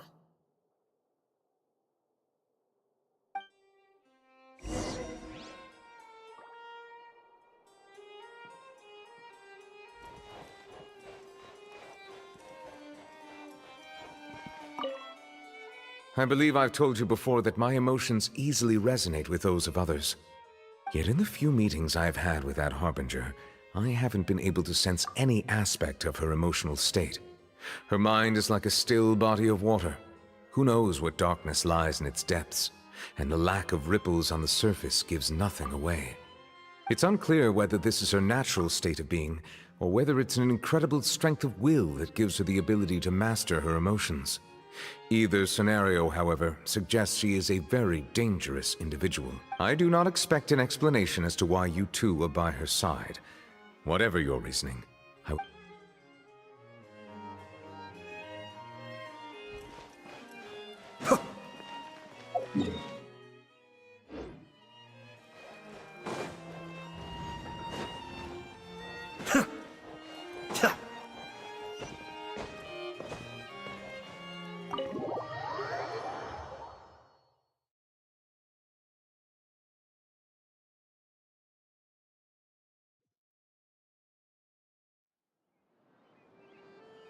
So, what exactly were you talking about back there?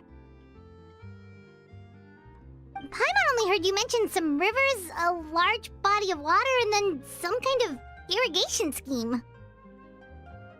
You really want to know? I would imagine there might be more pressing concerns at the moment. Winnie, Paimon really hopes everything's going okay. Oh, Paimon recognizes that look. You've got your thinking cap on, don't you, Traveler?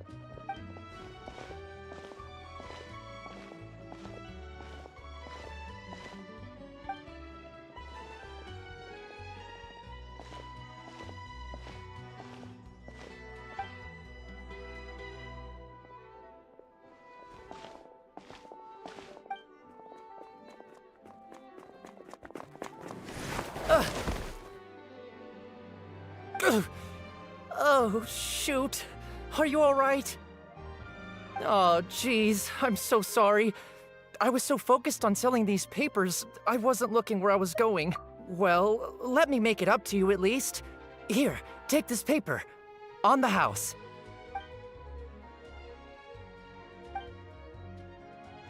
Oh, you don't have to give us anything. Please, I want to. It's not like I'm short on supply. All the extra... It's my fault, really. I was just trying to bring home some extra mora for the family, but I bit off more than I can chew. I haven't had many takers today, so I'm still swimming in papers. What's going on here? Nothing much. I just ran into your friend here on accident. I should probably get going, actually, so... Hold on. Of course, I'm happy to compensate you with mora, it's just... I don't have any on me at the moment. I'll take 3 papers. Here. Your payment. Oh! Thank you for your patronage. May the Archons bless you with good fortune.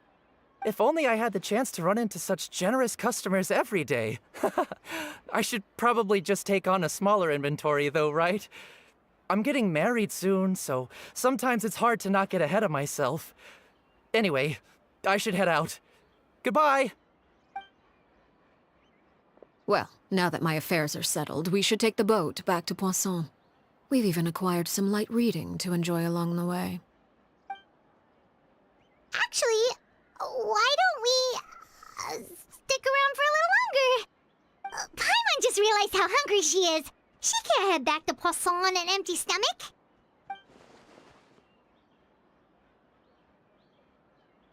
It appears you two are under the impression that delaying our return will somehow alter the situation in your favor.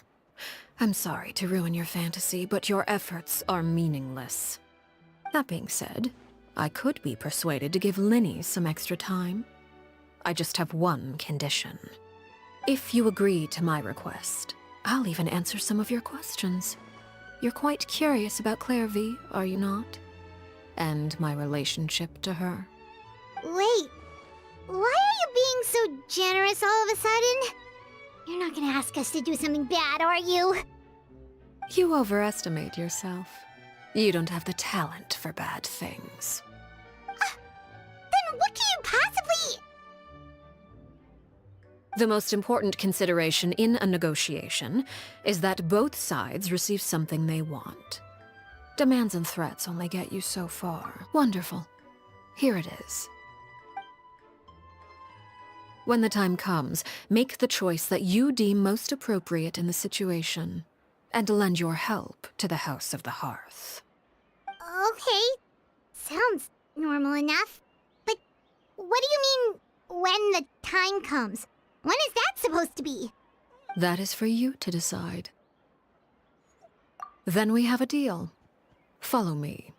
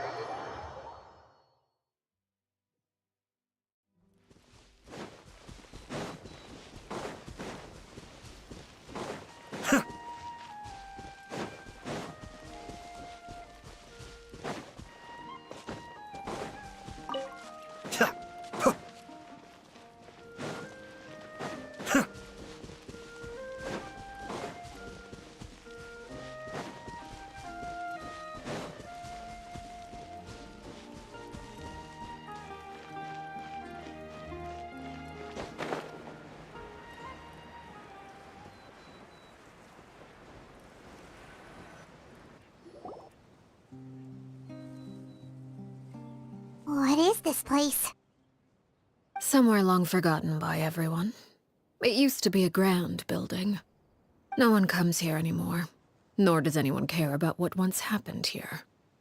Although, this place does have something to do with the story I'm about to tell you.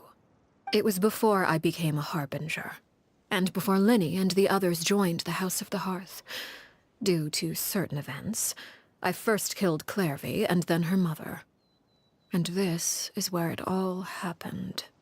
You were the one that killed Clairvy? Patience now. Allow me to explain Clairvy's side of the story first. I'll start from the beginning. Clairvy was 6 years old when she was brought by her mother, Crucibina, to live in the House of the Hearth. From the outside, it seemed like a fairy tale. A thriving family made up of kind adults and friendly children. Crucibina was the knave at that time, and the House of the Hearth was under her control. She was Clairvy's mother by blood, but she was also the mother to all the children in the house. Clairvy was happy here, for a time. But she quickly realized that being part of this family wasn't a fairy tale at all. It was a kind of purgatory. Purgatory? Exactly.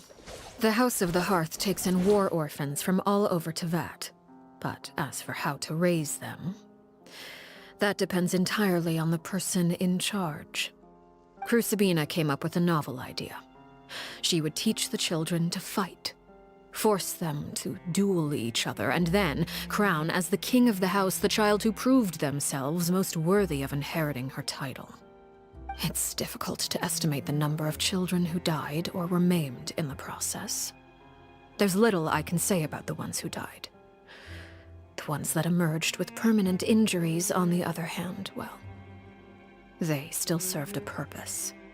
They would be handed over to the doctor to be experimented on, or sent away on dangerous missions. Nothing more than tools to be used and then discarded.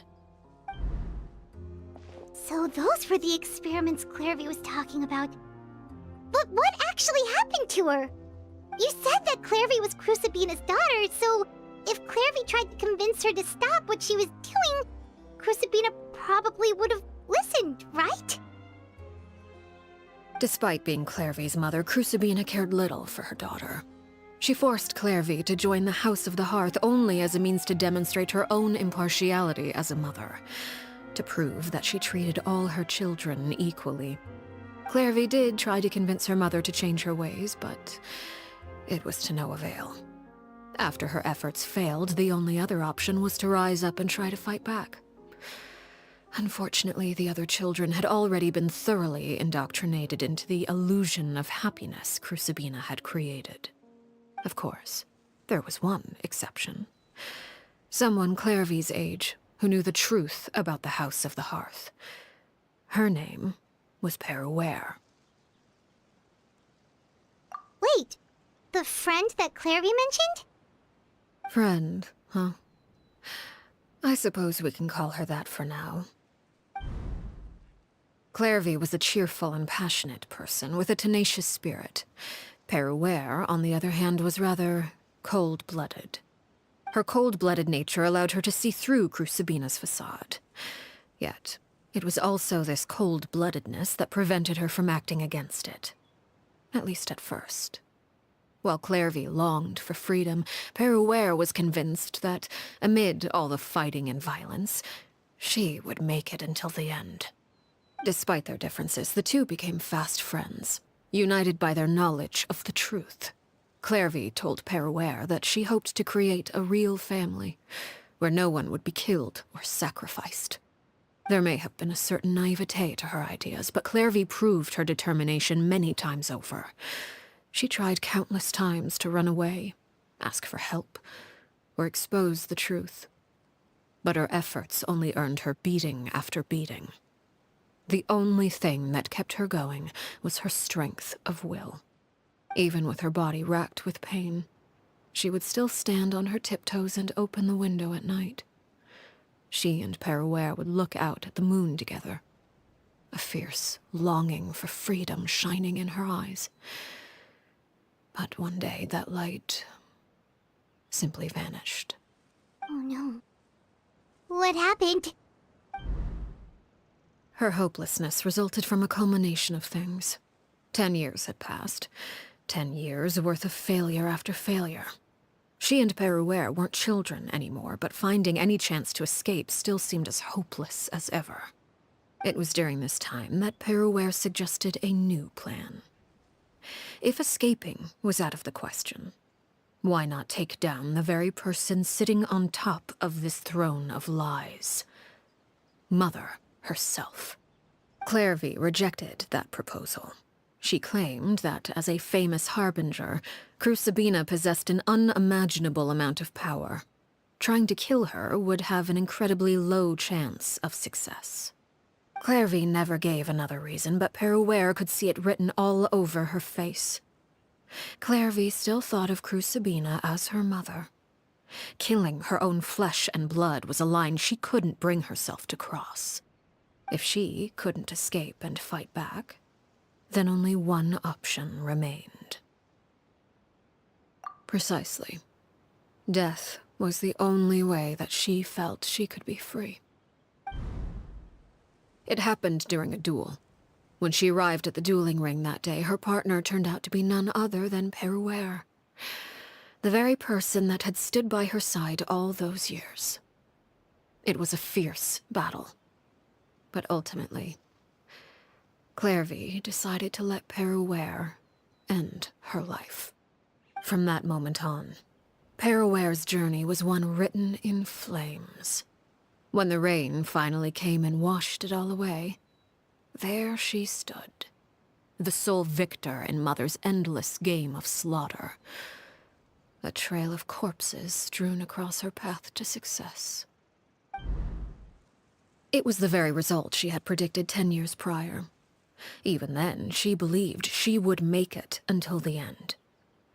She wasn't surprised by the fact that she emerged as Mother's undisputed heir. Rather, her success left her with an inexplicable sense of restlessness. She was unsettled. And there was only one thing that could quell that sensation. Perhaps you two would like to take a guess as to what it... Crucibina, you mean? But...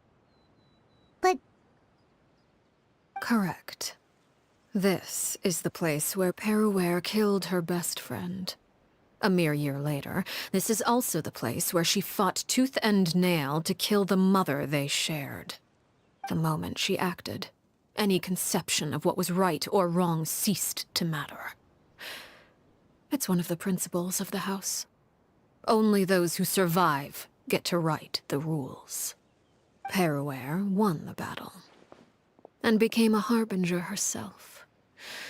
After which Her Majesty, the Tsaritsa, bestowed upon her a new name. Arlecchino. So the Perry Clairvy was talking about... It was you all along. You're Peruware. Arlecchino is just a name you got later. I left that name behind long ago. I must say, hearing it now does bring back memories. After I defeated Crucibina, the moniker of Mother died with her. I chose to forego the title she called herself, and even chose to give up my own name. I rebuilt the House of the Hearth under a new identity. Not only as Arlecchino, but as father. And that is where the story ends. Any more questions? Yeah. Based on what you just told us, Clairvy wasn't a little kid when she was killed. So the Clairvy we met... Was she really a spirit at all? I suppose you could call her an illusion born of flame. Her existence is like ashes to a fire. Something left over in the wake of blaze and ruin. You see, a certain power runs through my veins. It's not unlike a curse. My flames leave behind shadows of anything they consume. Of course, the chances of those shadows morphing into a sentient entity are exceedingly slim. Clairvy is a very special case. Clairvy died when she was 16 years old, but what emerged from the flames was her 6-year-old self. Her appearance wasn't the only thing affected. Most of her memories were lost to the blaze as well. Memory is a mysterious thing indeed. Losing a portion of your memories will alter your sense of self.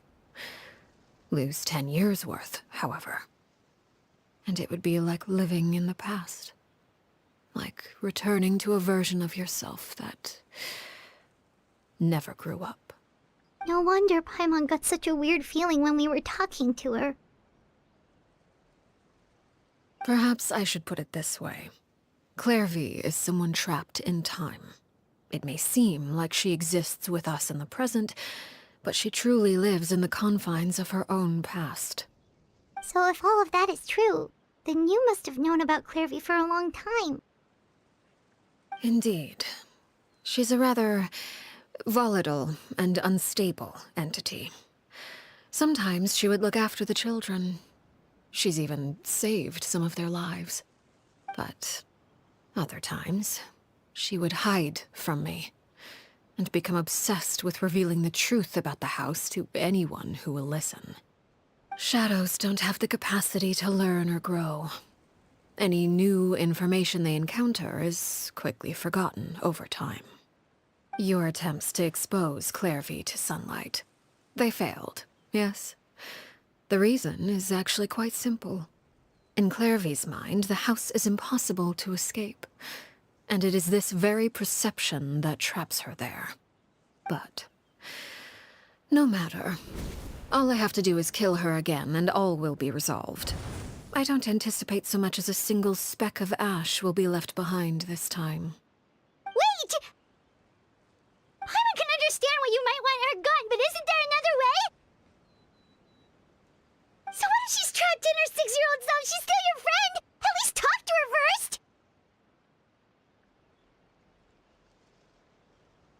It's too late for that. She broke the rules, and now she must be punished. That goes for Filial and Nantoy as well. She's had quite the effect on them. I hope you understand. The difference between Crucibina and myself lies in our formulation of the rules, not our policy for enforcing them. Upholding the rules without question is a trait we both share, because that is how a household should be run. Is this really what you want to do? Whatever could you mean? Don't you want to say a proper goodbye at least? Whether as a killer or as a father, there are two things that must be avoided at all costs: anger and sorrow. Anger makes you impulsive. Sorrow causes you to waver. Well, it appears it's about time to proceed. Before we arrived, I told some of my well-behaved children to bring our troublemakers here by nightfall. I do believe I've kept my end of the deal. I gave your friends quite a bit more time. As for what happens now, we'll just have to wait and see.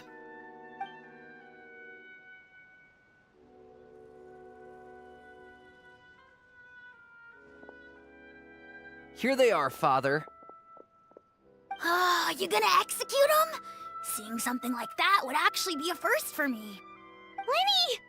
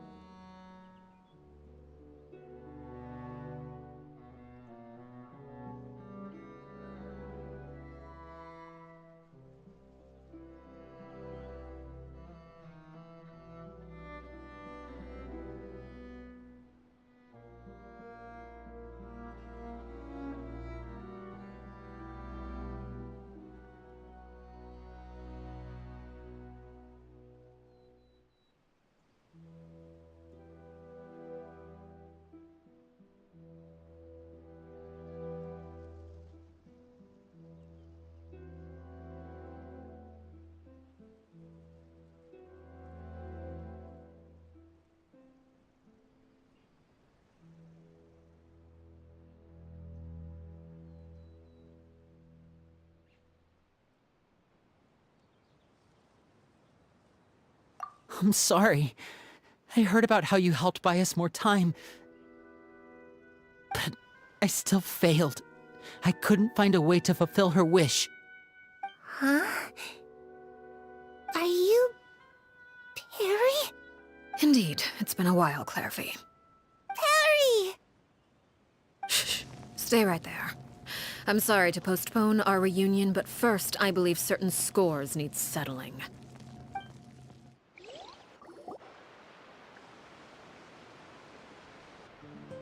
Father, let me explain. Out of my way. Father!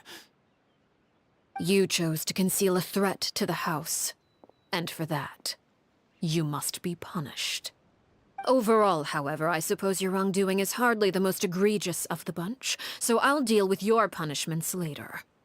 As for right now, the more pressing concerns are the traitors among us. By traitors? Do you mean us?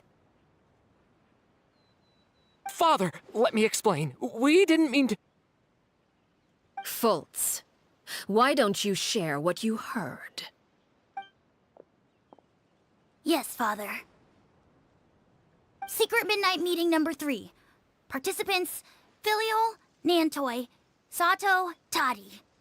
Nantoy clearly said, if only Father wasn't the one who took us in. Sato added, I'm sick of this life. I just want to live as a normal person. Filial was the worst of them all.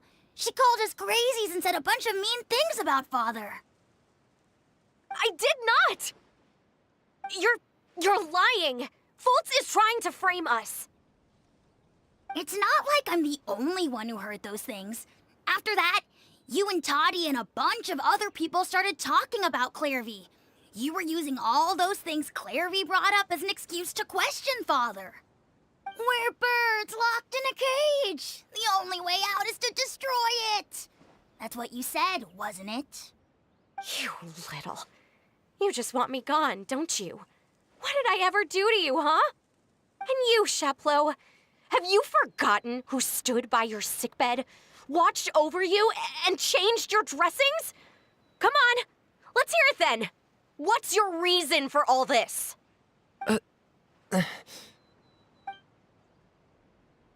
You're wrong, Filial. We don't want you to die. You're our family. Liar.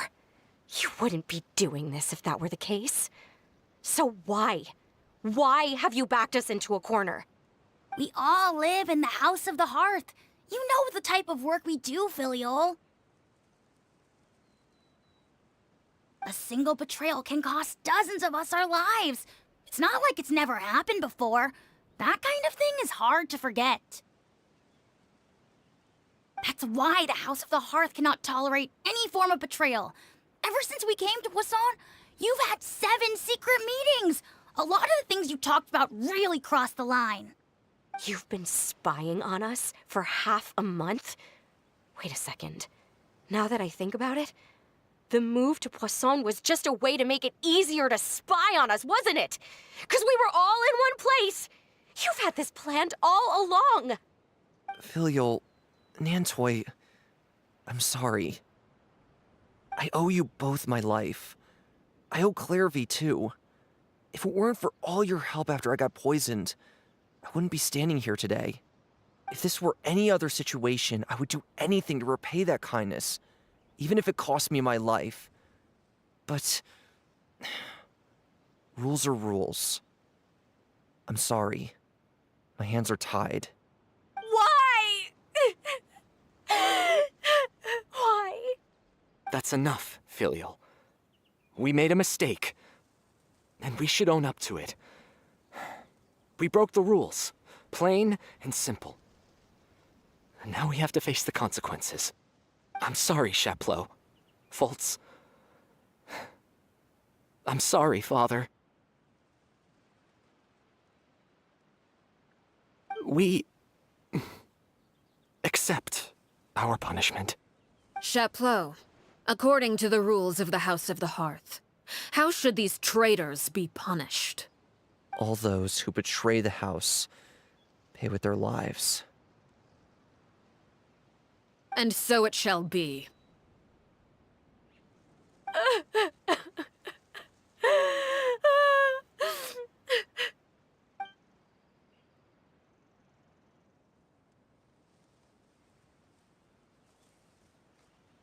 Father, please wait! Something you want to say, Linny? Please reconsider, Father. What Filial and the others did, does it really count as betrayal? We all come from broken families. From the very first day we joined the House of the Hearth, we wanted nothing more than to make it a real home.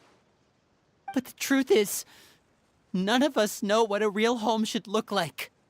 I'm not saying I have all the answers. All I know is this. Killing Filial and the others may uphold the rules, but doing so will only bring us further away from being a real family than we've ever been. So please, Father, please reconsider. I agree with Linny. Father, please. Linny, you...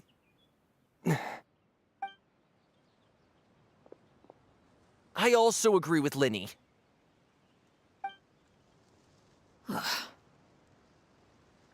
An order once given cannot be rescinded. However, given the extent of your determination, I suppose we shall have to go about this a different way. Draw your weapons and face me. Our weapons? Father, are you referring to a duel? Precisely. The rules of the house will not be altered. Traitors must be punished. However, resolving disputes with a duel is also one of our rules, one that also applies to me. Demonstrate a sufficient showing of strength, and I shall offer a concession.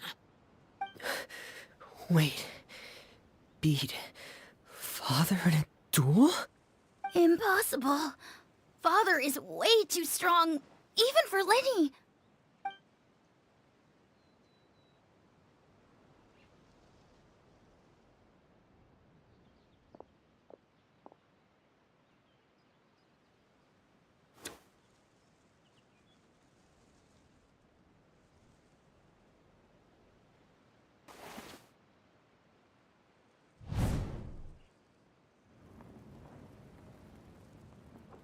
Did you hear that, Traveler? Lenny and the others have to duel the knave. What should we do? Can they really win something like that? If they lose, those people from the house are really gonna be executed. Hey, are you listening?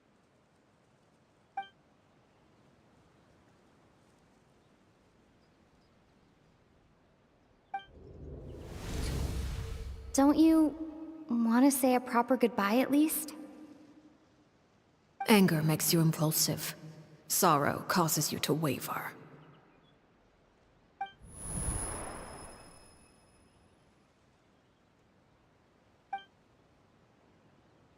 Oh, looking at that expression on her face, she seems really serious about this.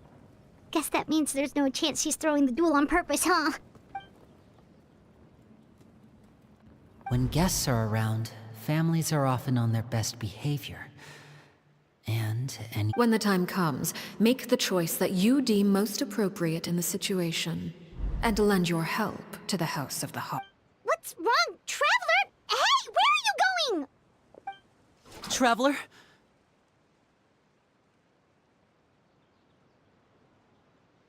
You're asking to join the duel against the knave? I'll allow it. We do have a ready-made dueling ring at our disposal, after all. All I would advise is this. Keep a firm grasp on your weapon, and give it your all. Any less, and you may just lose your life.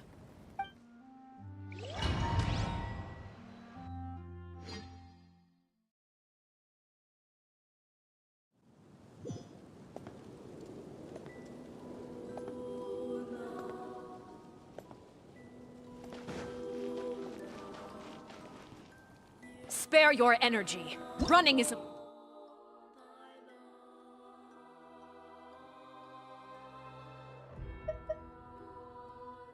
little use.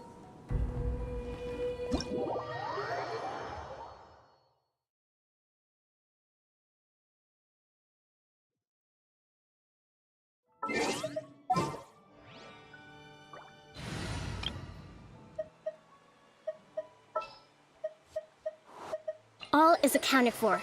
Let's move out. Very well. I shall put my official...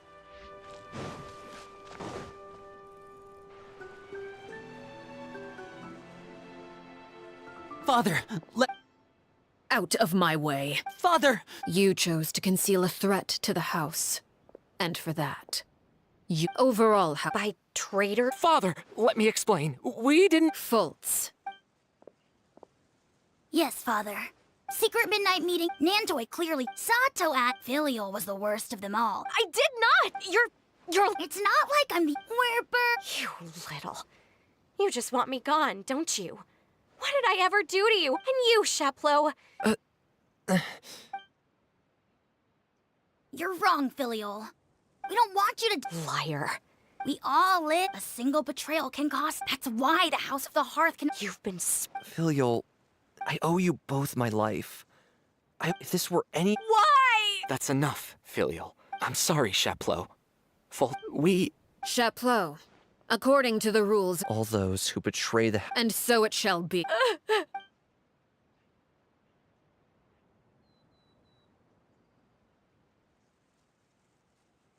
Father, please wait! Something you want to say? Please, we all come from... But the truth is... None of us know what a real home should. I'm not saying I have. So please, Father. I agree with Linny. Father, please. Linny. I also agree with Linny. An order once. However. Our weapons? Father, are you referring to a... Precisely. However, resolving disputes with a duel is also one of our rules, one that also applies to me.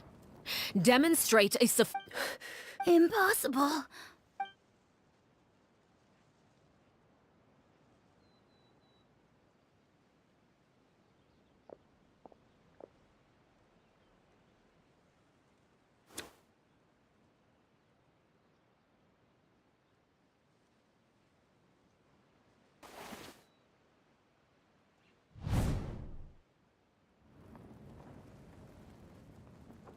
Did you hear that, Traveler? Lynn and the others have to duel the knave. If they lose those... Don't you want to say... Anger makes you impulsive.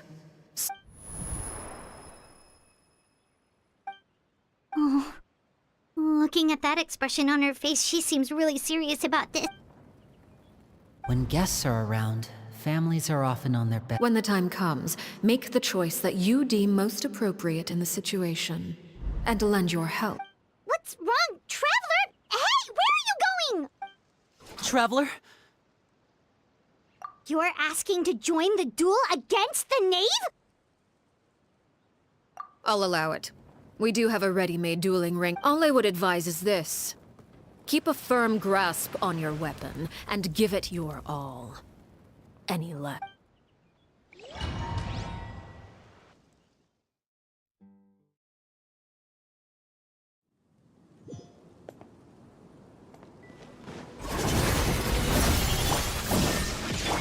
Is it my turn now?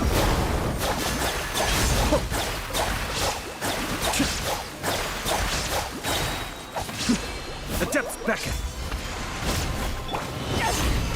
And voila!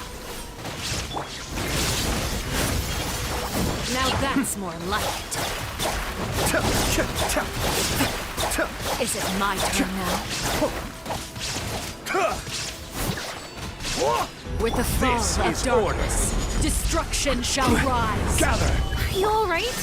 Have a taste of purgatory.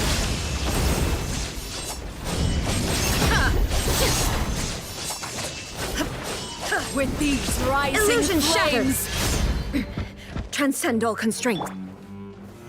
Solidify! fill 'em out! Trapped like a bunch of helpless animals. Closer now. Mind the deluge.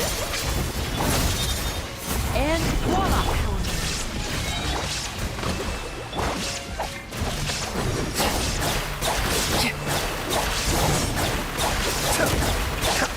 I will have order.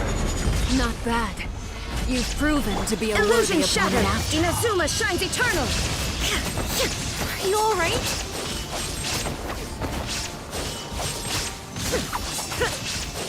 Spare your energy. Running is of little use.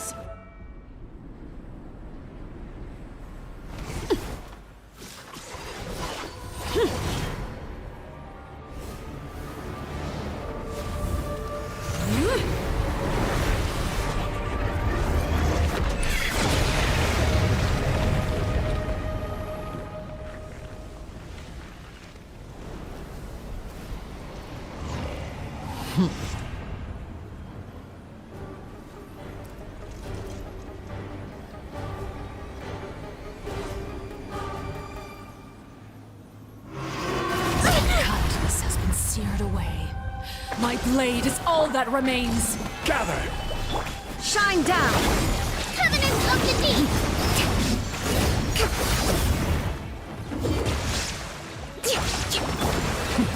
The depths beckon.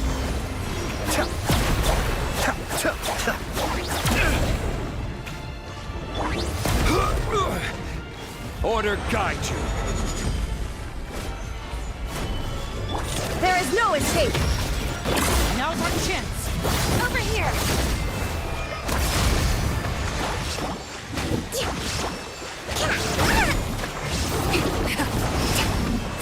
Uphill battle!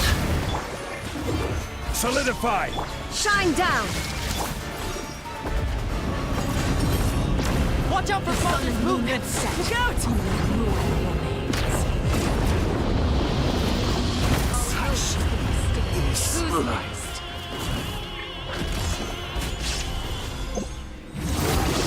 Illusion shattered!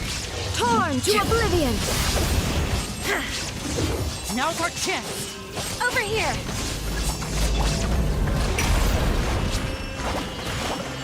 Billowing surge! Your punishment made manifest!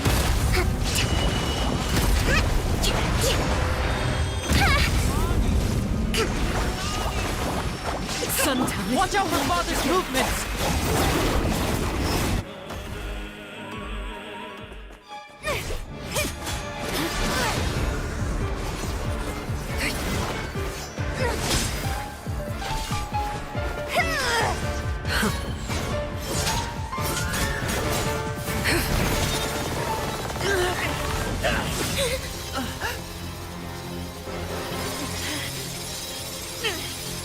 You should know better than to crowd in one place.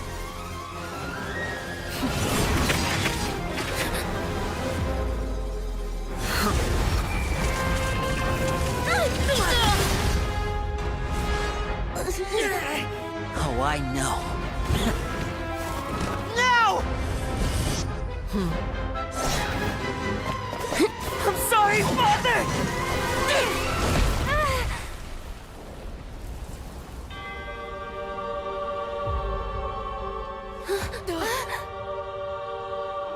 Sorry for what? This pitiful excuse for an attack.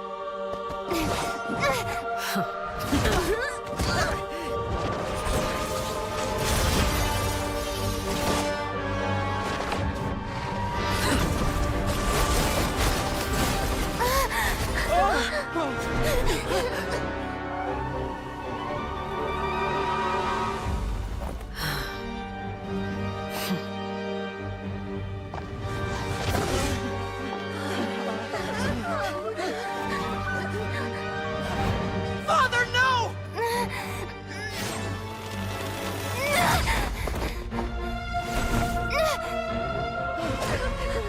Made it out, did you?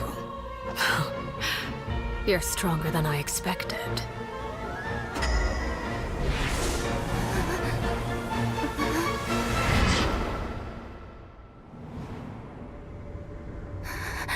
A crimson moon.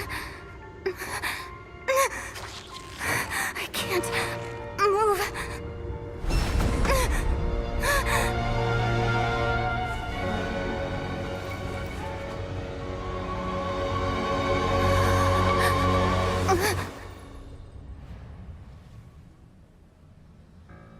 Still, not strong enough to beat me.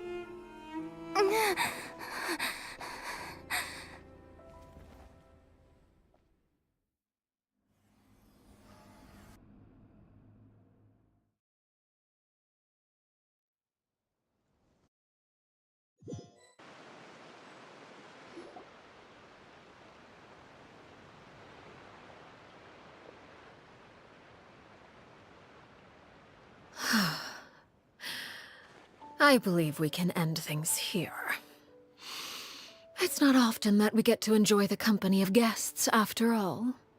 We wouldn't want things to get too out of hand. Brother, are you all right? Lenny. Given that I am the victor of this duel, as agreed, the punishment stands. No! I never thought things would end like this. However, everyone involved in the duel demonstrated a remarkable level of strength and determination. In light of this, I'm prepared to change the method of execution. Elwar, the bottled flames I gave you for safekeeping. Do you still have them? Yes? I wasn't sure what they were for, but I've kept them super safe. I didn't lose a single one. Wonderful. Then, in just a moment, I'll have you administer them. Bottled flames? Indeed. They're the product of a secret experiment. Under certain special circumstances, flames can be extracted from my person and preserved. Once ingested, searing pain will spread across every inch of your body. No harm will come to you physically, but your memories will be burned away. If you can withstand the pain. When you awake, you'll have forgotten everything you know about the House of the Hearth, and will be expelled from the organization. In other words, administering this concoction will kill the version of you that grew up in the house, and give you a new identity.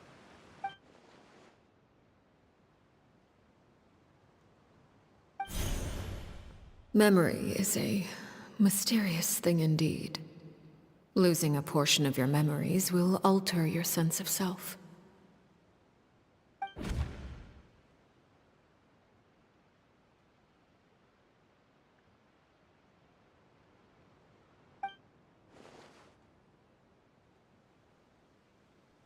So, you're just letting us go, Father? You misunderstand. Memories are extremely important. Once consumed by flame, the version of you standing before me will die, and our secrets will die with you. So no, I don't intend to just let you go, because the person who survives will be nothing but a stranger. Even so, I won't have to live in fear anymore. I'm sorry, Father. I'm sorry I let you down. But I really... Don't cry, Filial. You haven't left the house yet, so there are still rules to be followed, yes? Remember what I taught you. Anger makes you impulsive, sorrow causes you to waver. Don't let yourself be controlled by your emotions. Of course. I'll remember. Dry your tears, and go pursue the life you really want. Yes, Father. Chaplot, Foltz, Elwar. Take them back to Poisson. And bring Linny and the others as well. I prepared 3 extra vials of bottled flames. As for whether to take them, the choice is yours. Goodbye, children. The next time we meet, I will no longer be your father. Thank you for all you've done for the house. I hope you have bright futures ahead of you.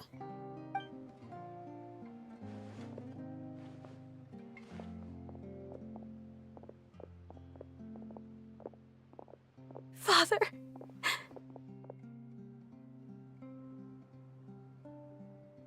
Let's go.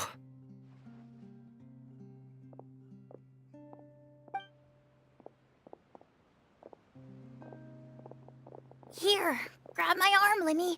I'll help you walk back. Thank you.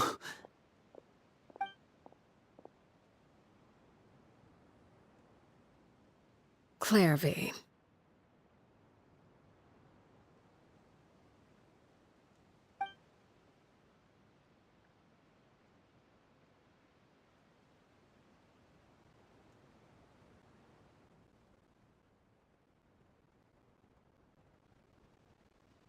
Can we talk now?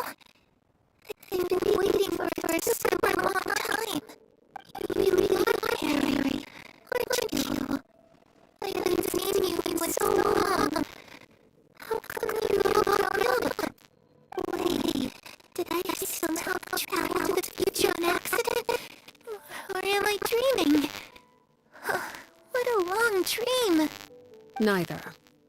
You died, Clairvy. That's what happened. You could have at least sugarcoated it a little. Look, she's that speechless. Oh. Okay then. Huh? That's it? You accepted it just like that? Yep. If that's what Perry says happened, then I believe her. Perry wouldn't lie to me. Plus, I don't really need to know why I'm like this. I'm more curious about what happens in the future. If you're a harbinger now, Perry, that means Mother is gone, isn't she? Can you tell me about it? I want to know what happened to her. And to me. You never stopped trying to defy fate. At first, no one believed you. You could only vent your frustrations to the moon. In fact, you often sought comfort in the night sky. You wanted to see the aurora, so one night we promised each other we would go to Snezhnaya to see it together. Later on, you tried to run away, but you were brought back each time. Mother spared your life, but it wasn't out of kindness. Instead, she decided to make an example of you by slowly torturing you over time. That way, the other children would know what happens to traitors. Still, you never gave up. Mother hoped that through ruthless duel after ruthless duel, she would be able to crown an ultimate victor among the children she raised. But you called on everyone to unite, to fight to a draw in order to reduce casualties. Your efforts may have only delayed the inevitable, but still. You gave them hope. You tried everything you could think of, but every attempt ended in failure.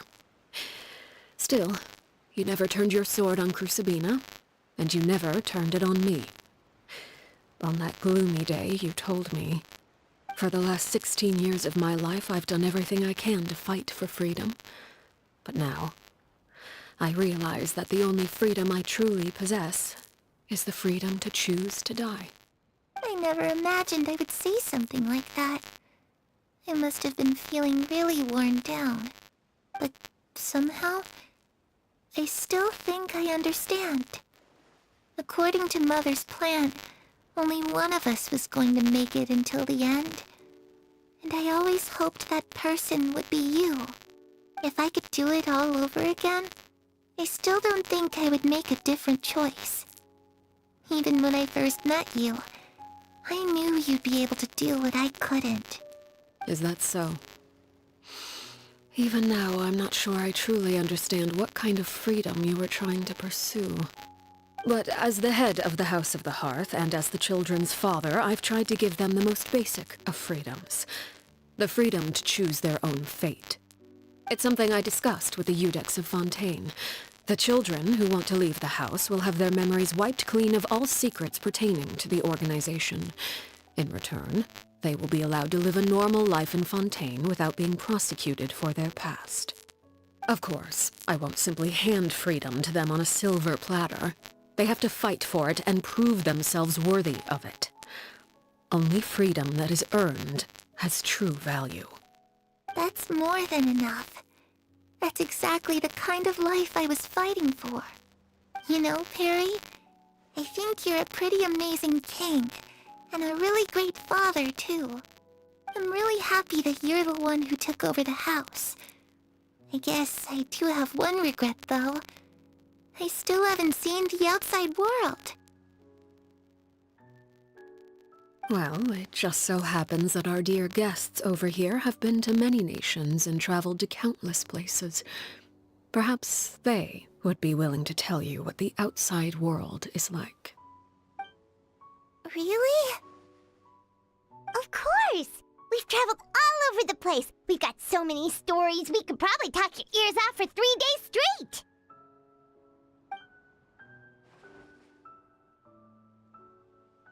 You know, I used to dream of being a bard. Playing the lute while singing into the winds of freedom. Even if there was no one there to listen, I would have continued to sing no matter what. Ah, that's where Mora comes from. I never knew that before. If I had some Mora, I would buy 3 new dresses. One for me, one for Perry, and one for Mother. It's just too bad Perry doesn't like wearing dresses. And Mother, well, she probably wouldn't accept something like that either. I guess I'd just have to keep them all for me then. I could wear a different one every day. Those yokai you mentioned, what do they look like? I once saw a drawing of this one guy with horns on his head and a super scary face. Are there any yokai like that? Oh, sounds like you're talking about an Oni. Yep, we've met one, and let Paimon tell you, they're not nearly as scary as they look. I was always too afraid to skip Mother's fighting lessons. But at the academia, I bet you could do all sorts of secret things in class. Things that have nothing to do with studying. I'm just kidding. Being able to study whatever you want without having to fear for your life actually sounds pretty great.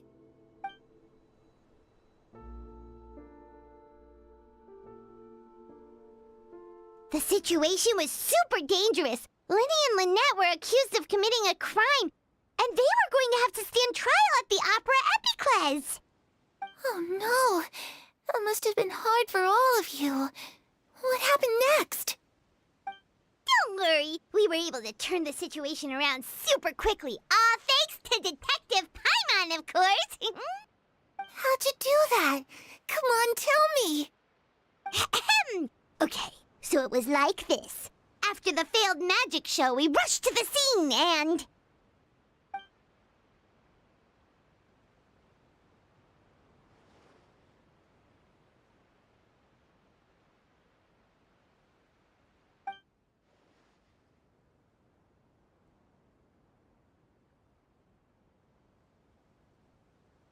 Shadows don't have the capacity to learn or grow. Any new information they encounter is quickly forgotten over time.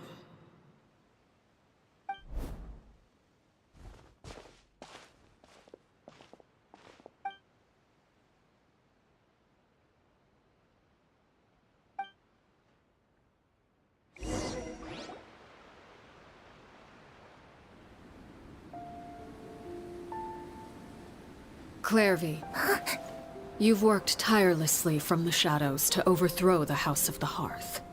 Now, by my authority as the Knave, I shall announce how this matter ends. You are hereby expelled from the House of the Hearth. You are no longer tied to this place, nor are you bound by its rules. You're saying that I can finally leave? I get to experience the outside world as well? Oh, I almost forgot. There's no getting older for me. Still, seeing who you grew up to be makes me really happy, Parallare. Take care of yourself.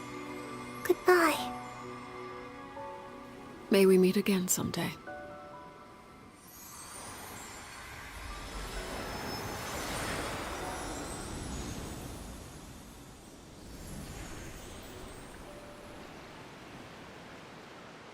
Clairvy.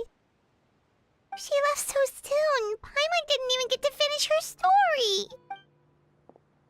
I also have certain sentiments left unsaid. I wanted to tell her that the aurora I saw in Snezhnaya was just as beautiful as the ones in the pictures. But a shadow's memories reset at dawn. Had we delayed any longer, we wouldn't have had the time to say goodbye.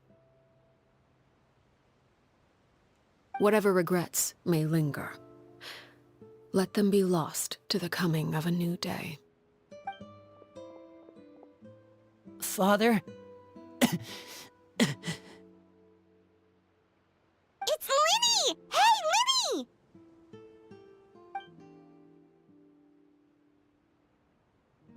What is he doing back here? Let's go check it out.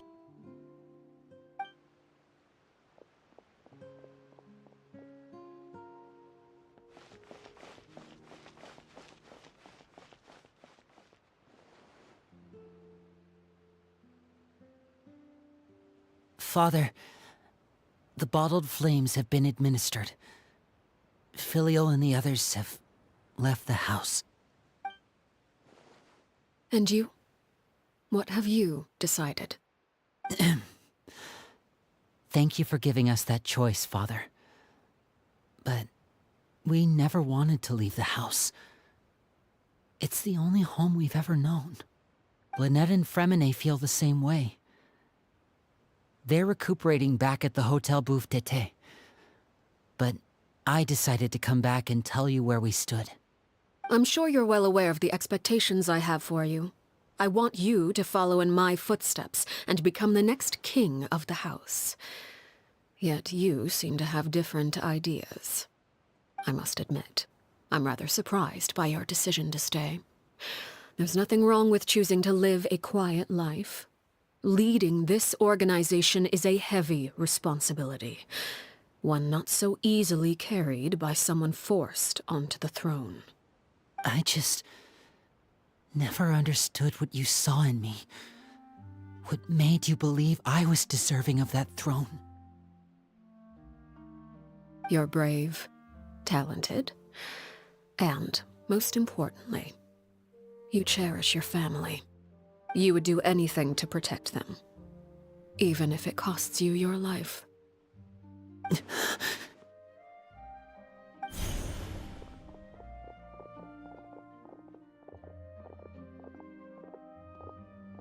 Speaking up back there was so brave of you, Linny. It's all thanks to you that we were able to convince Father to back down. You're a hero, Linny. Hero? Father is the real hero. Had Father gone all out during the duel, there's no way I would have walked away with my life.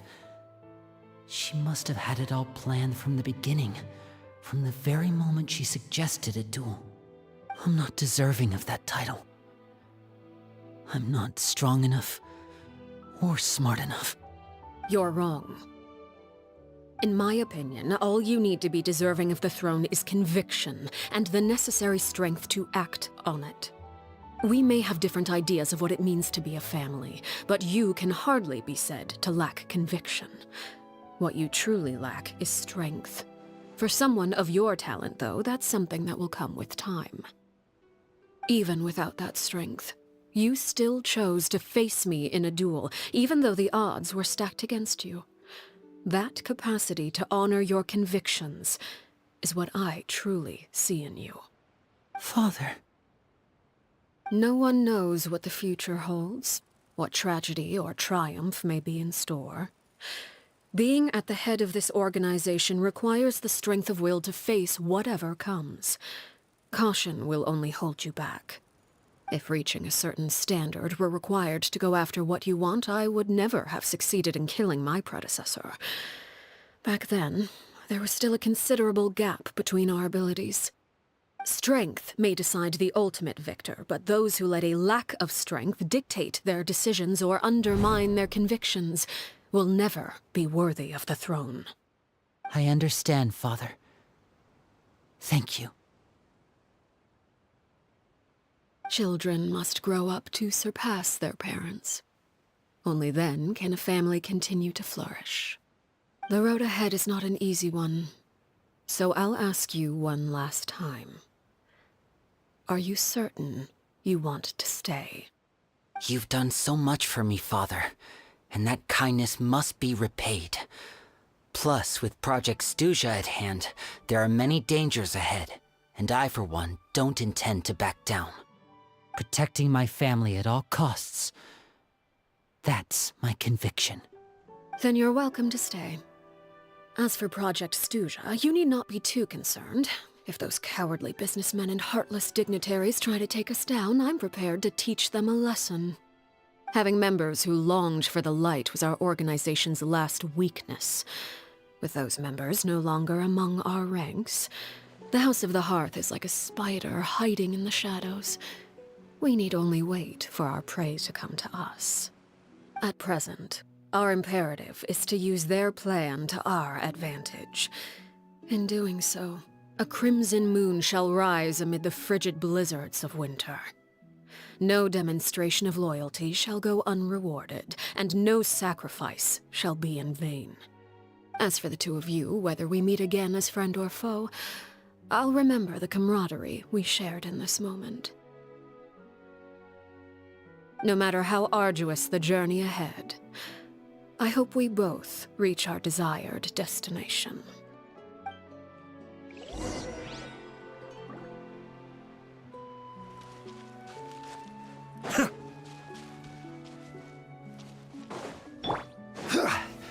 Stabilize!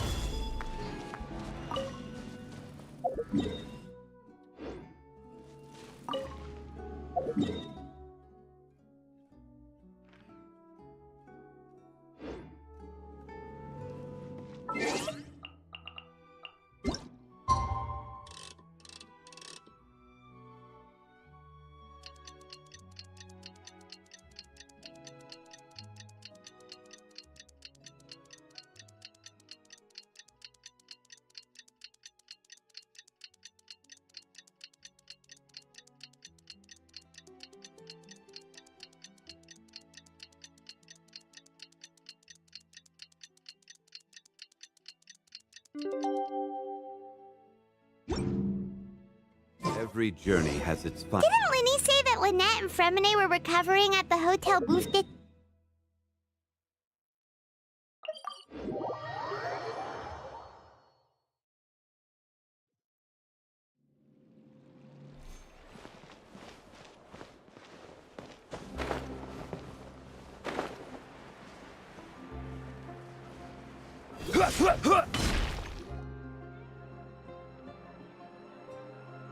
Lynette? Fremine? How are you feeling? Much better. Whew, what a relief! What about you? Are you feeling alright? I knew you'd come out unscathed. Us, on the other hand, well, we've been bedridden for 2 days. I couldn't even turn over. Oh, and I wanted to ask, is Clairvy... Linny and the other members have left Poisson and returned to the House of the Hearth. According to him, there haven't been any more sightings of a spirit roaming the house. I see. I'm glad. Father came to check up on us 2 days ago and told us about what happened with Crusabina and Clairvy. Actually, I've met Crusabina before. Wait, what? You've met the former knave? Crusabina died a year after Clairvy.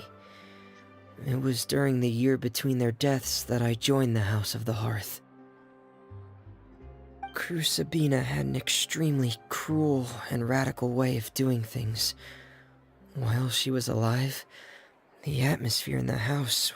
When I joined, though, the experiment she valued so much had already come to an end, and all the people involved, dead and injured alike, were gone.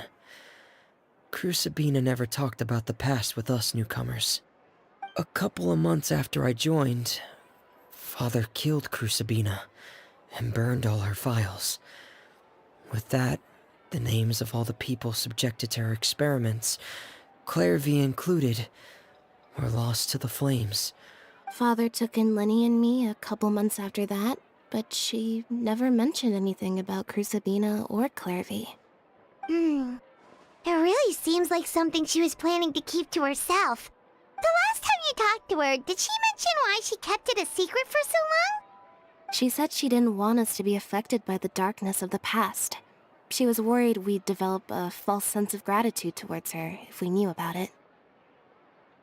The foundation of a family should be free of any corrupting influence. Whatever happened in the past, it has nothing to do with who we are now. And that's what Father told us in the end. But I still thanked her for everything. It was only after hearing about what Crusabina did that I finally realized how insignificant our lives could have been.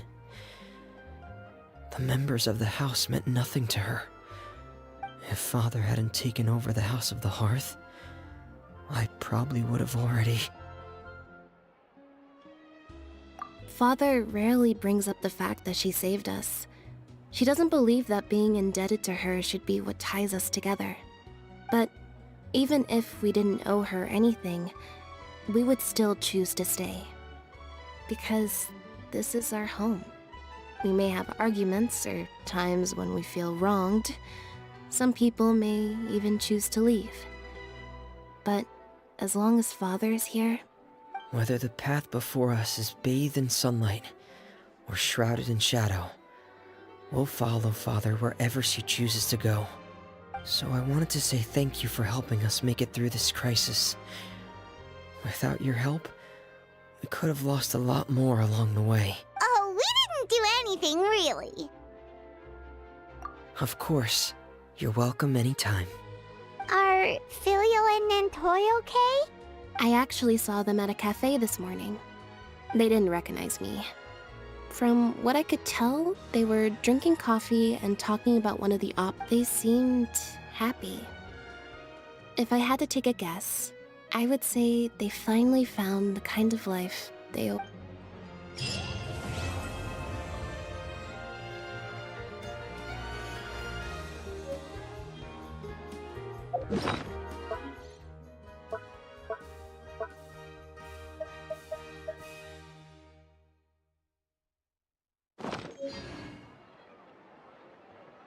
Osmanthus wine tastes the same as I remember.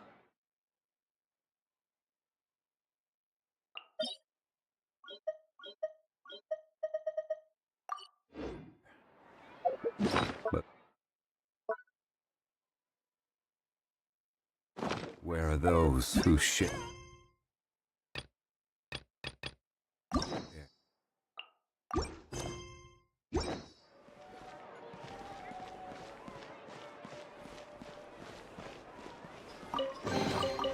Unsolicited, and all the more valuable for...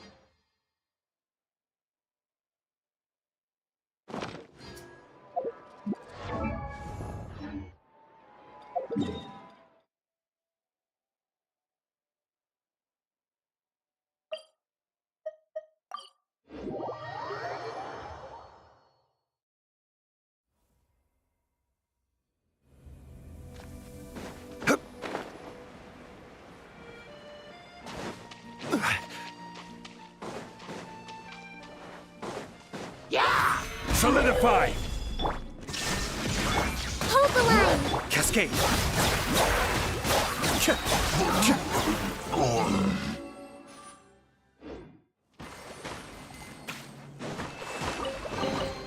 Oh, so you collect these?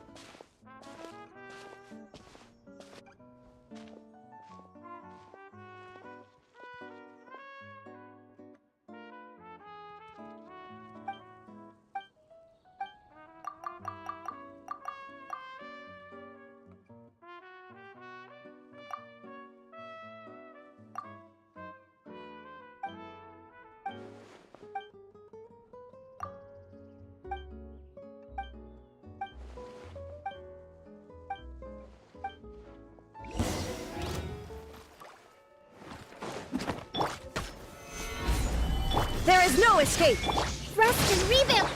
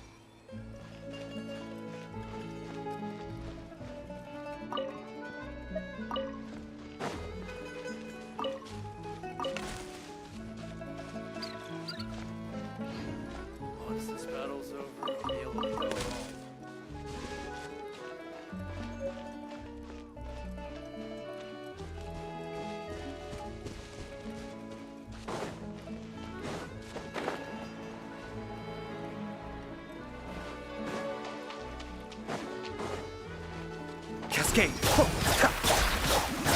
I will have order! Gather! Allow me!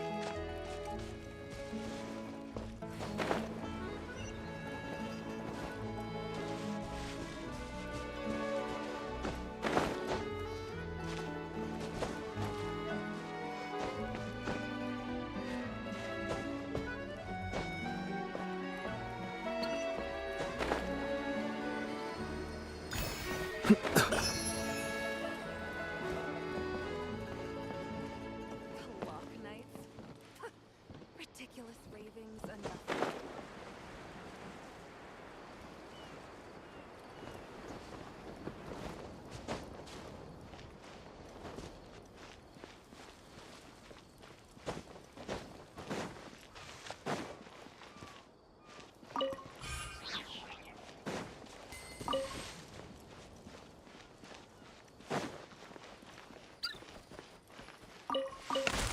Chin up, soldiers!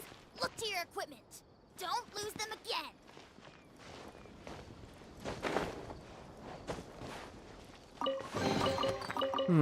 Yes. Very nice.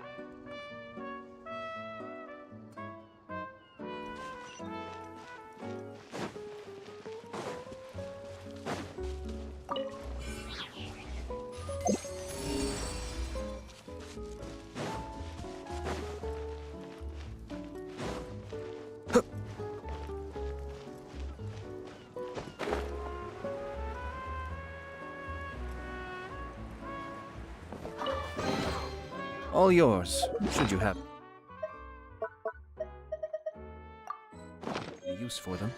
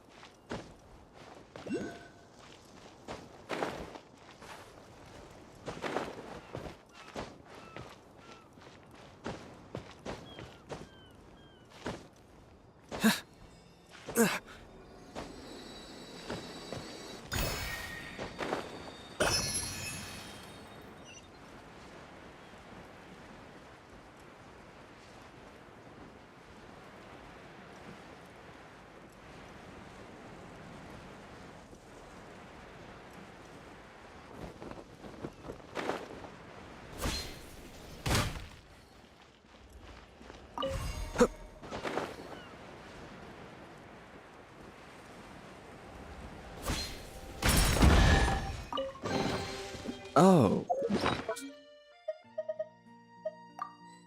So, you collect these?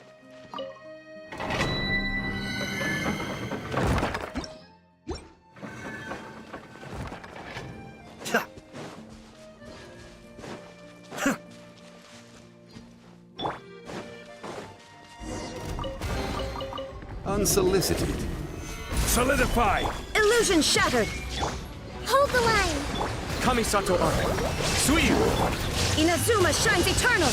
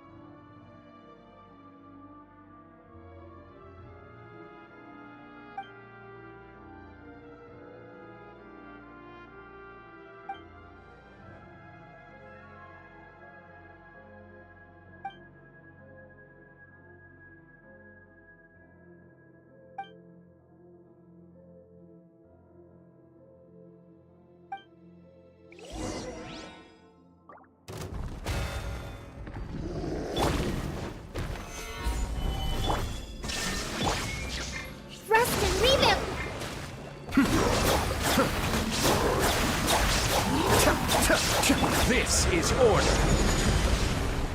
Stabilize. Shine down! Mind the deluge. Cascade. Ta, ta. Ta, ho. Ta, ha. Gather. Illusion shattered! Allow me! Ta. Ho. Ta, ta. Cha.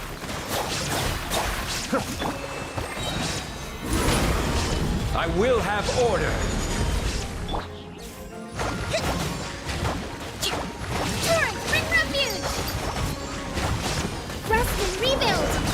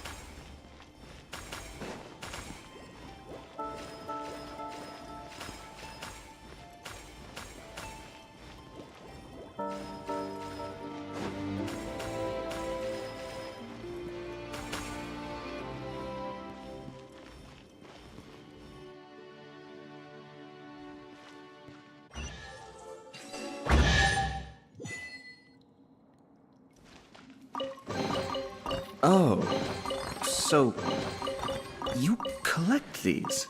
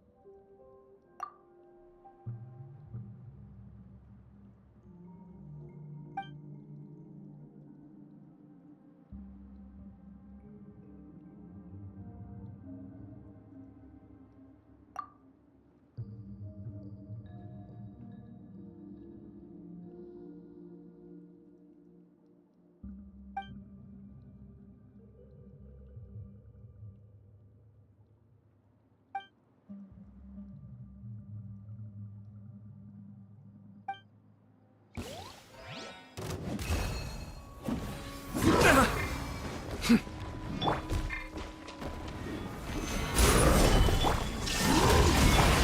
me!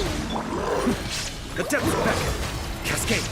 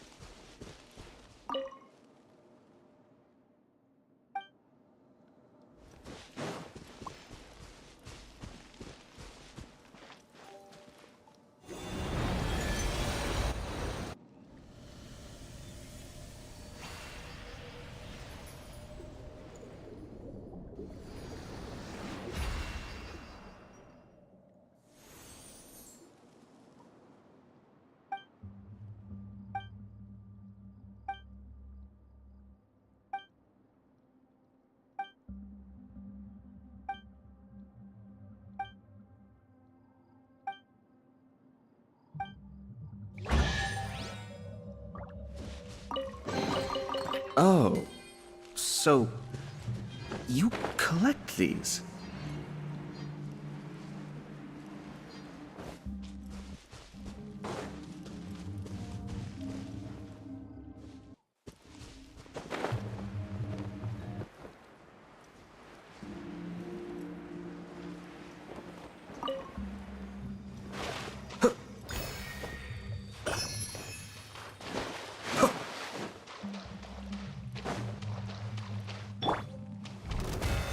Solidify!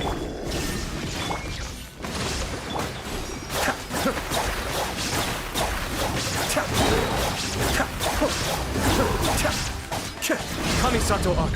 Suiyu! Be still.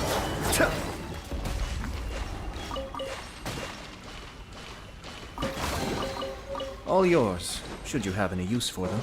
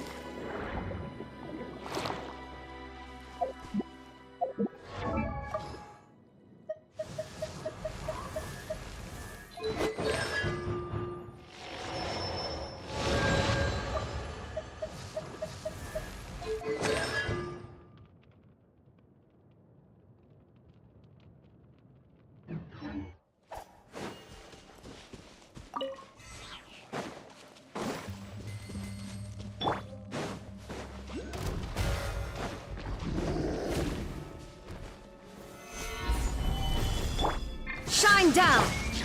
Rest and rebuild!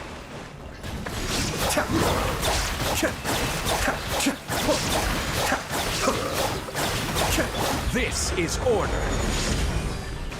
Stabilize.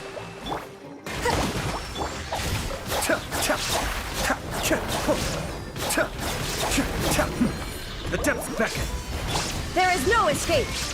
Now you shall perish!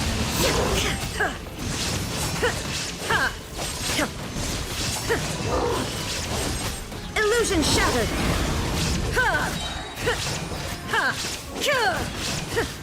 Cascade.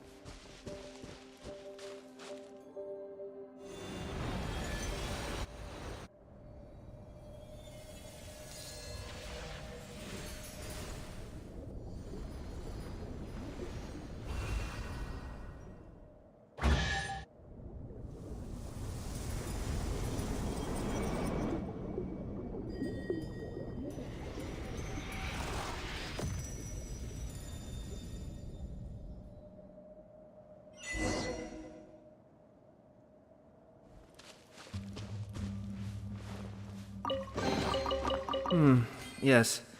Very nice.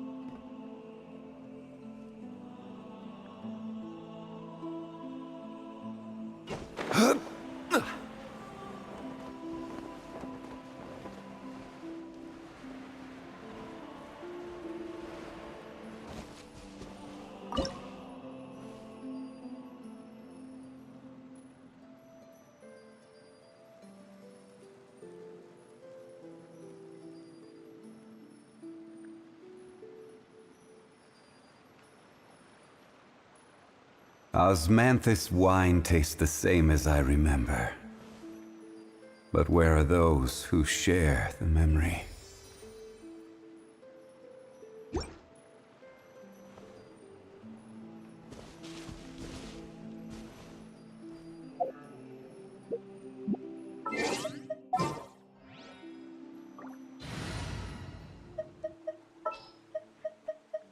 I'll lead the way.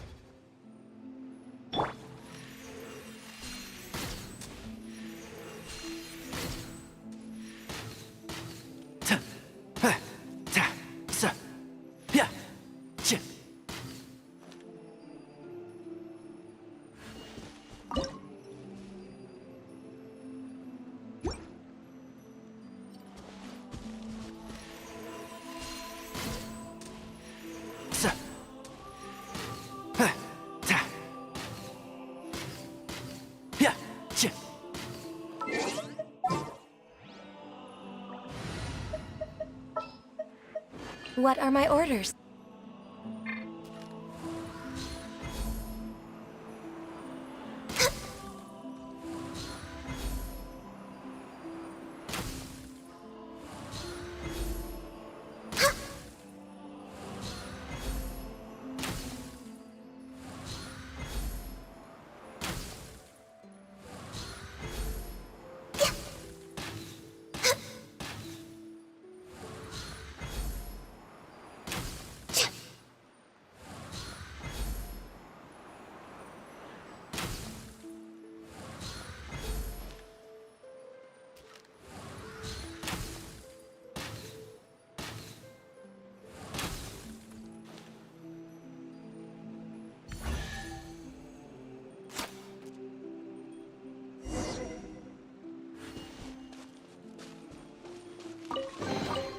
There's nothing wrong with reaping a reward every now and then.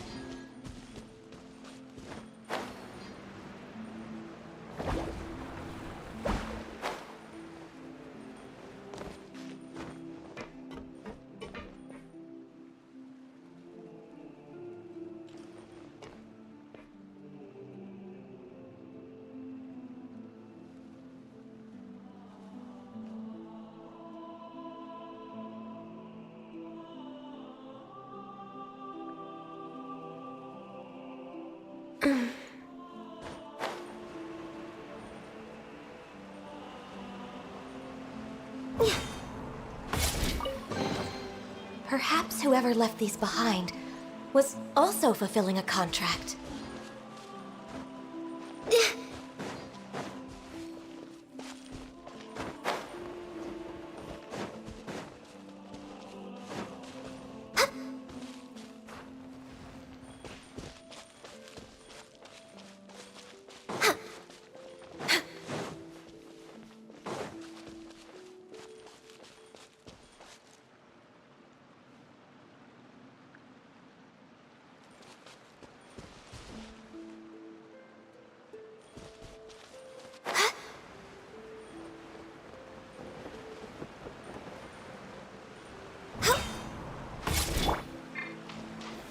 Solidify!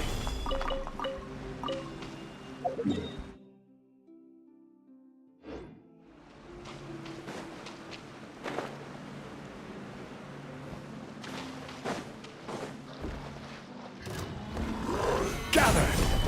Shine down! All hail! Access denied. Order guide you. Hold the line! There is no escape! Inazuma shines eternal!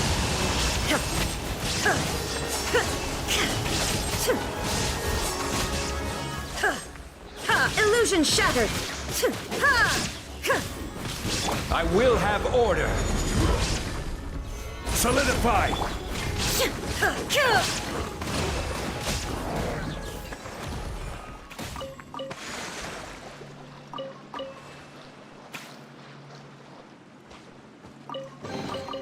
We should make the most of these supplies.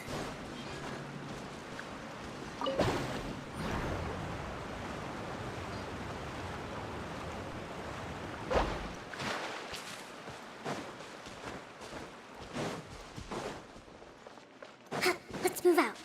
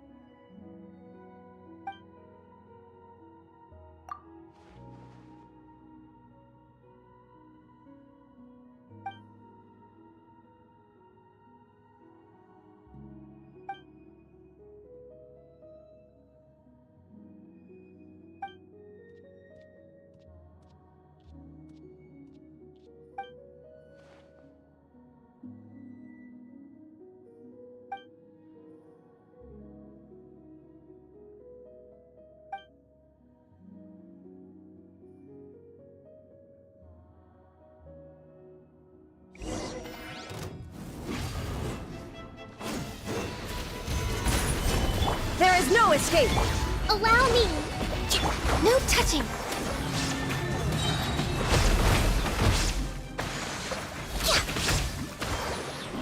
For Rex Lapis! Billowing Surge!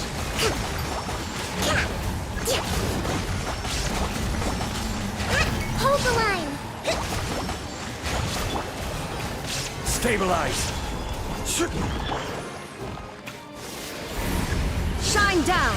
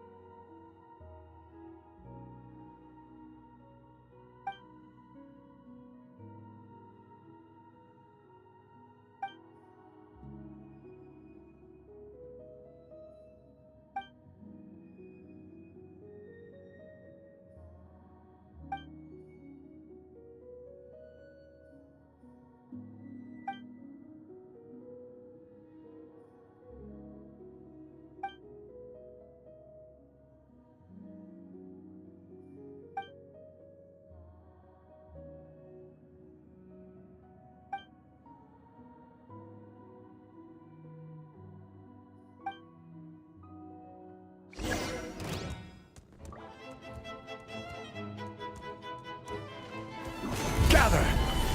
There is no escape! Allow me! Access denied! Torn to oblivion! Shine down!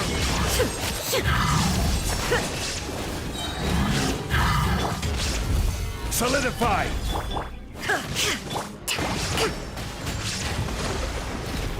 No touching!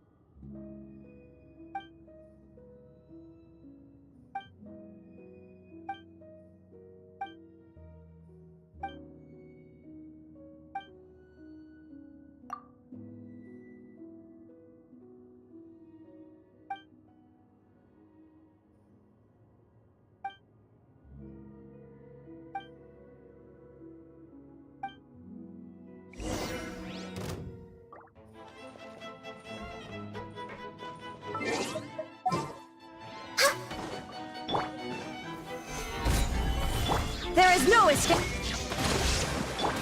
Now you shall perish!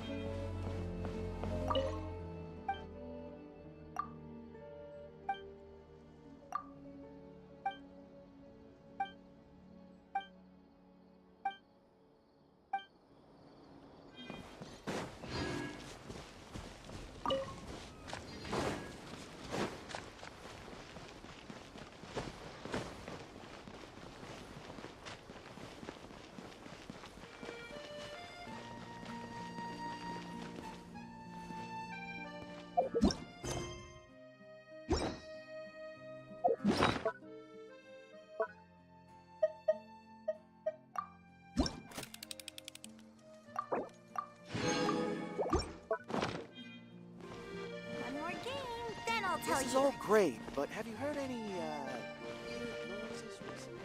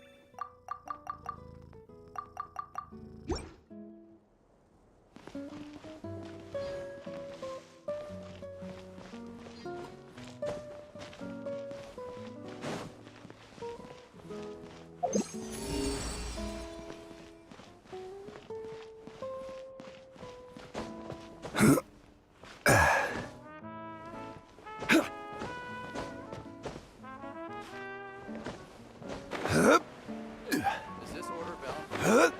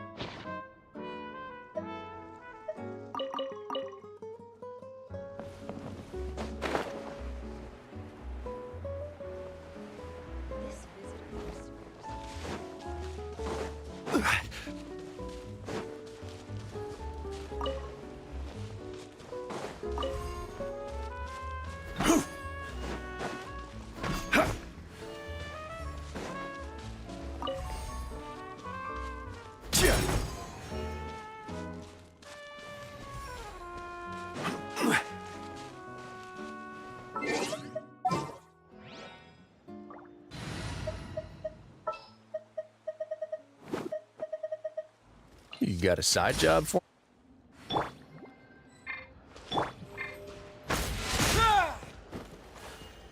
A moment, please.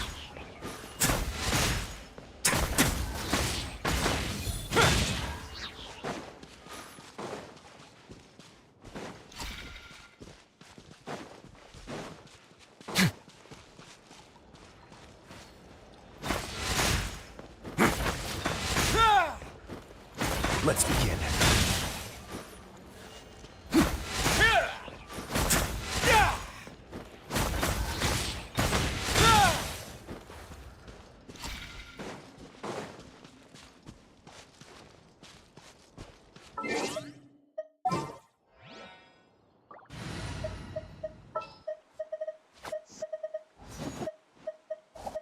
Is it time for a magic?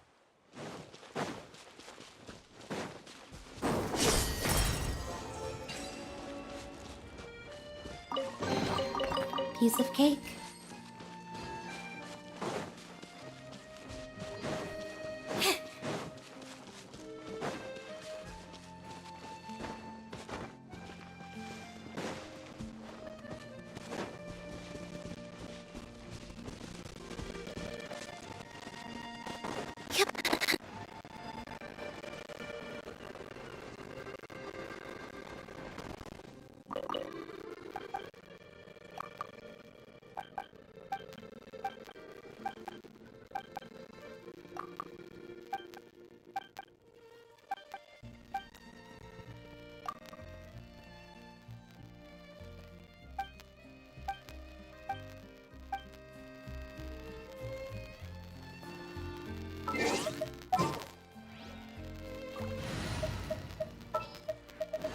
What's that?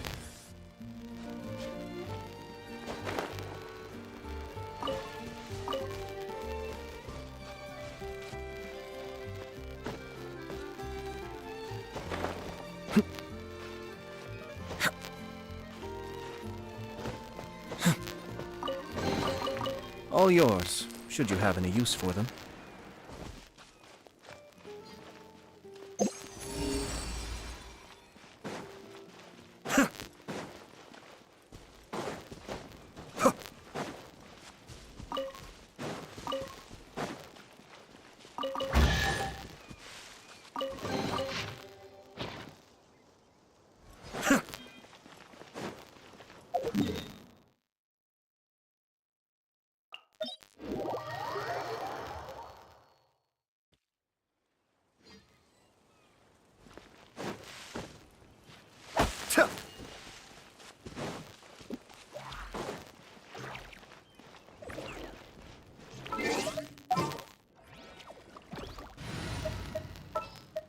Want me to come along? Yeah, let's go. Gather! Illusion shattered! Clouds high. The birds... Blow them all up!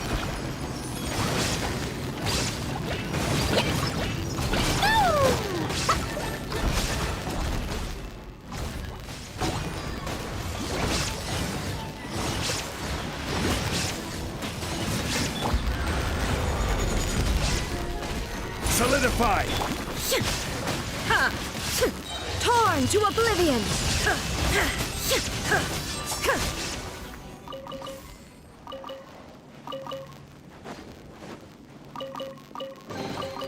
Take them. I have no need.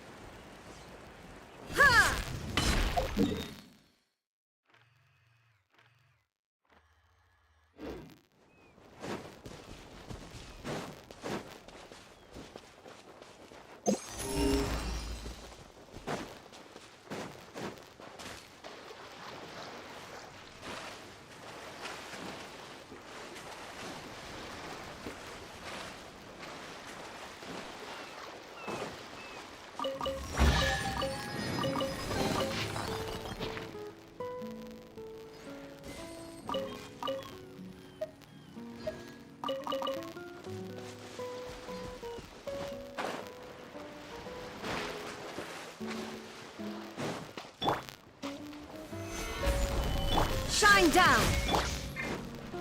One with nature.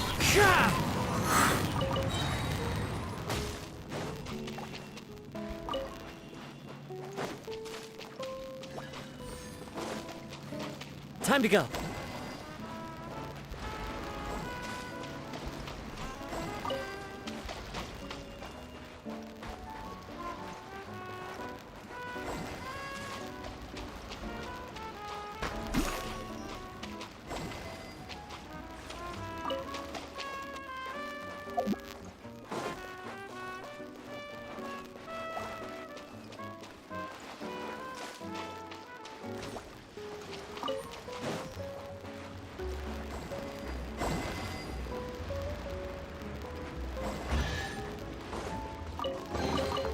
A fateful offering.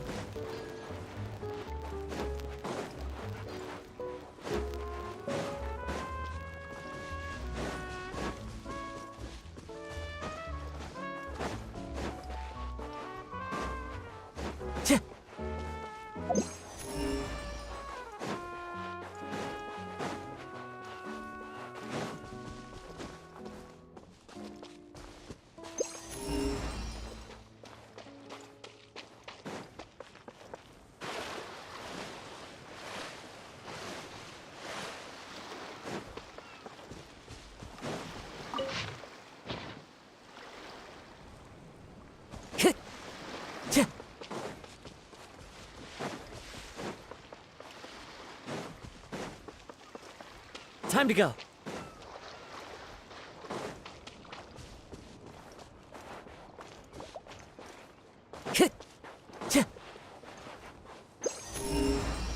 Time to go.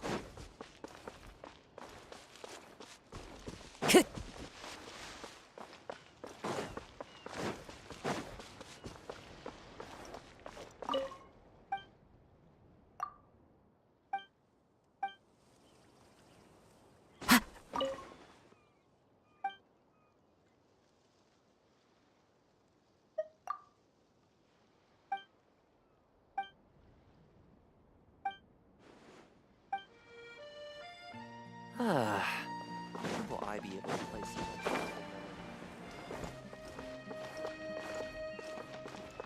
Time to go.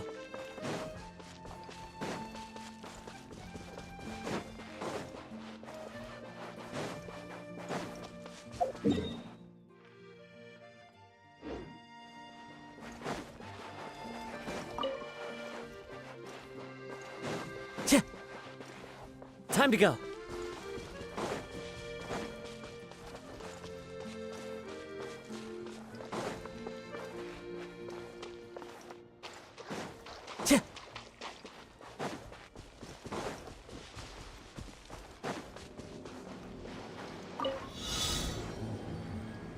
Time to go.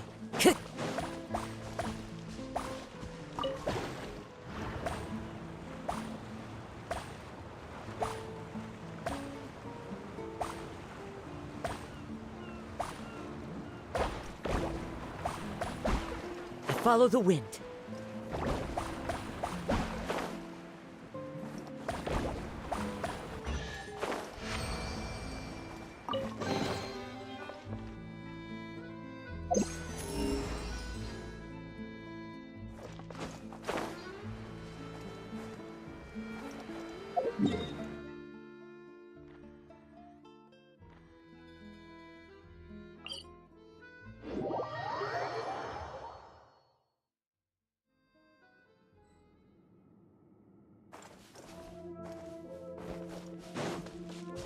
Time to go.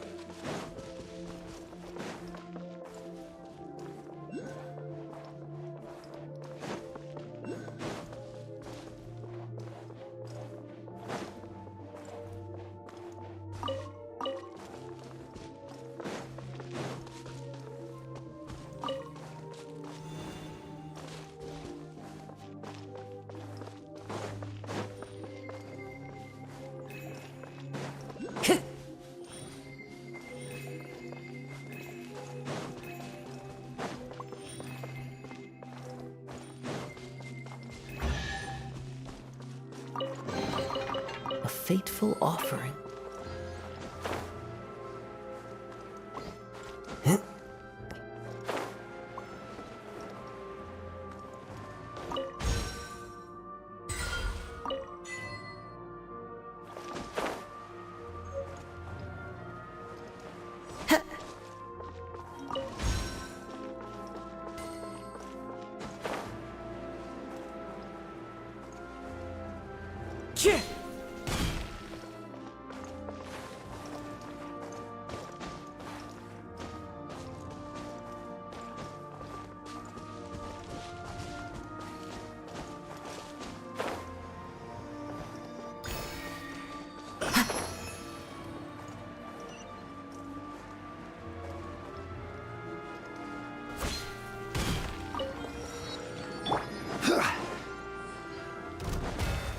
Gather!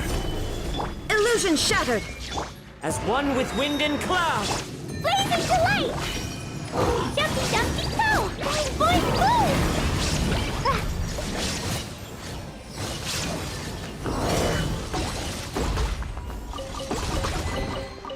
More treasure, more treasure!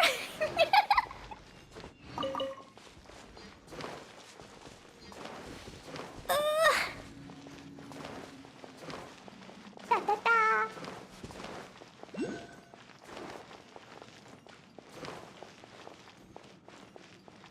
La la la. Woo.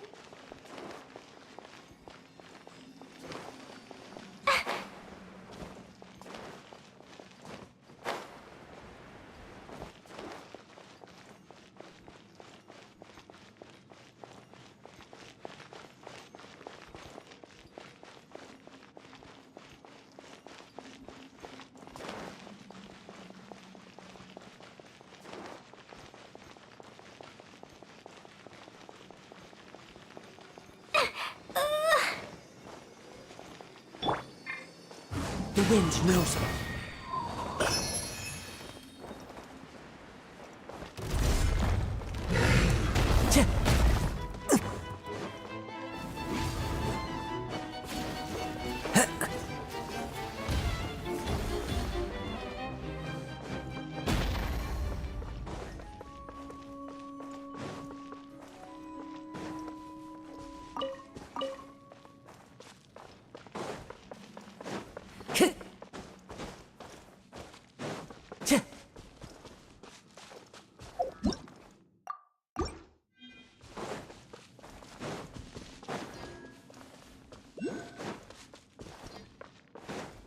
Time to go.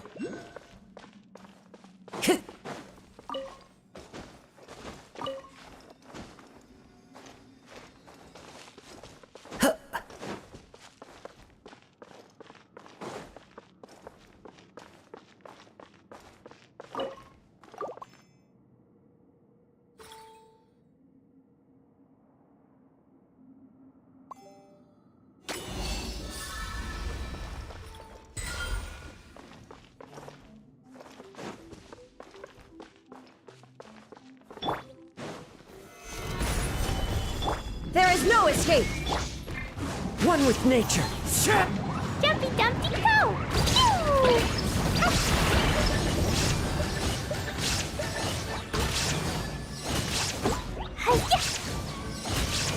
This is order.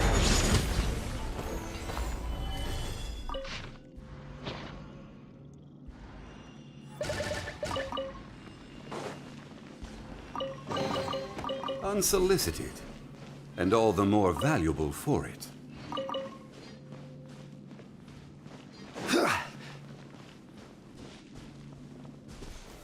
Stabilize.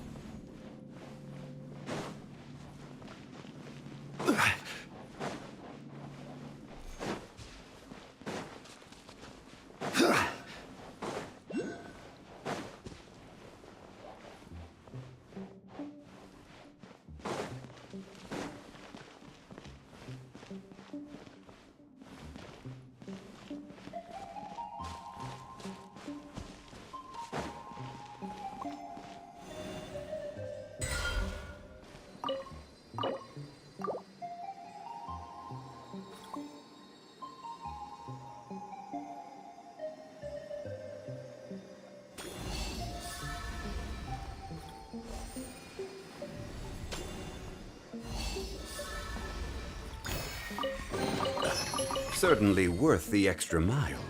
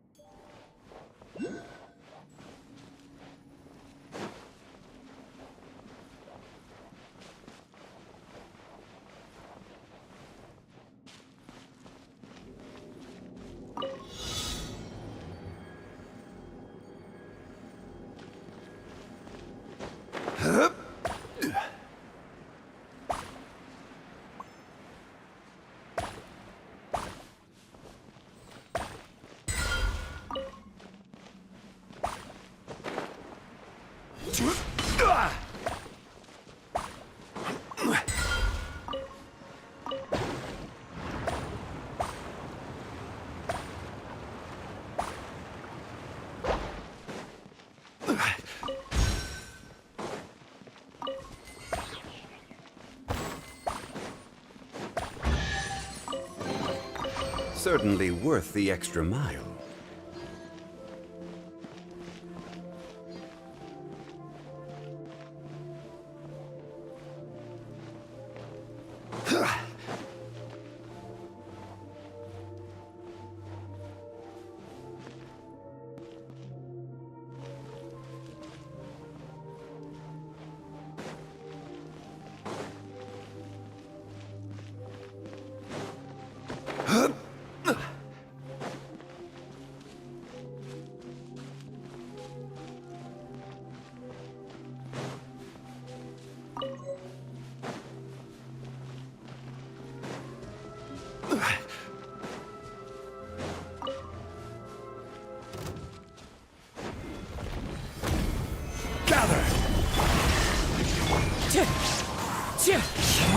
Dumpty Dumpty Go! Pew!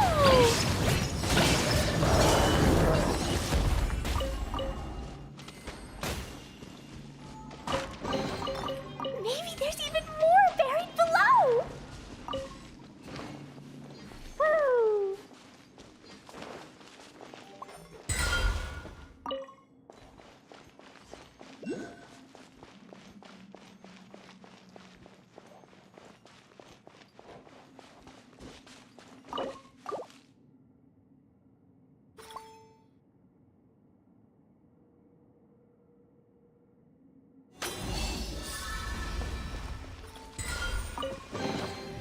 More treasure! More treasure!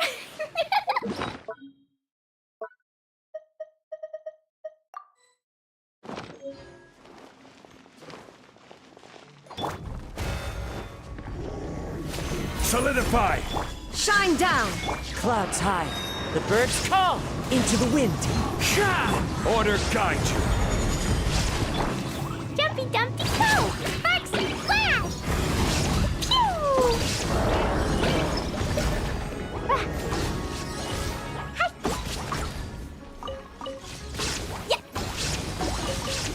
Da-da-da! Stabilize! Illusion shattered! Inazuma shines eternal!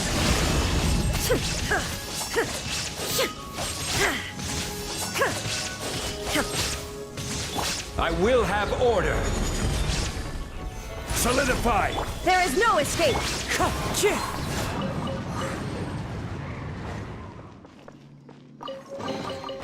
Brings a smile to my face.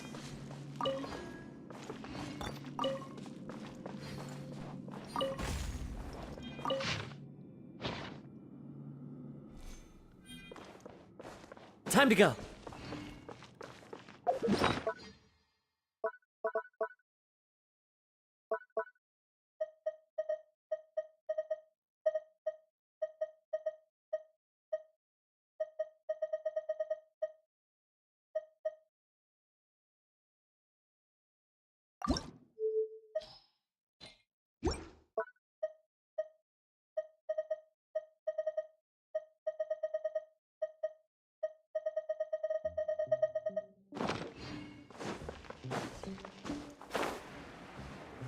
Yeah.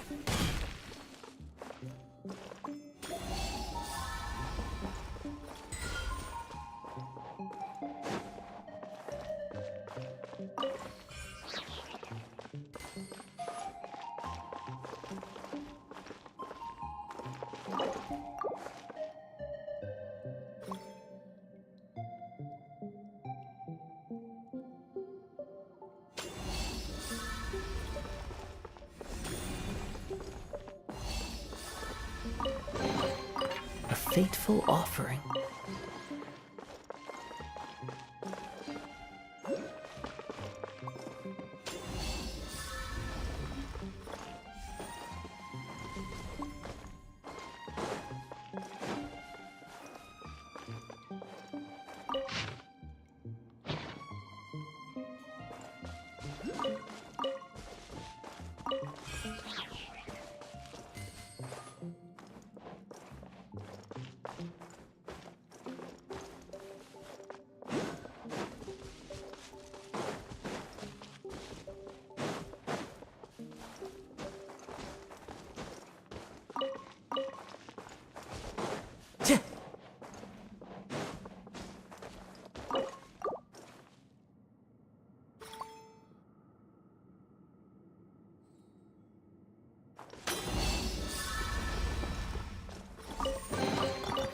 says there aren't benefits to a life of wandering?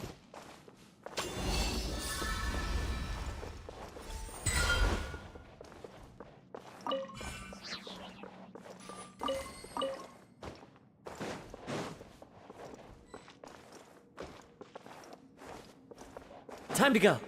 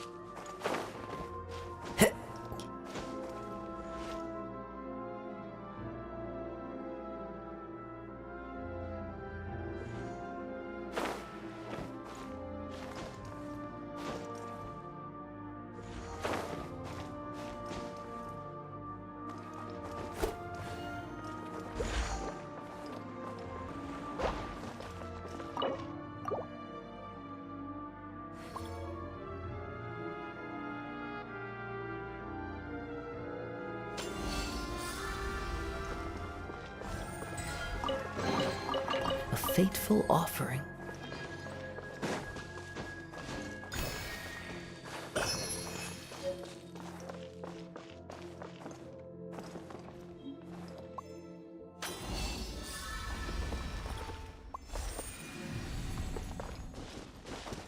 The wind knows me.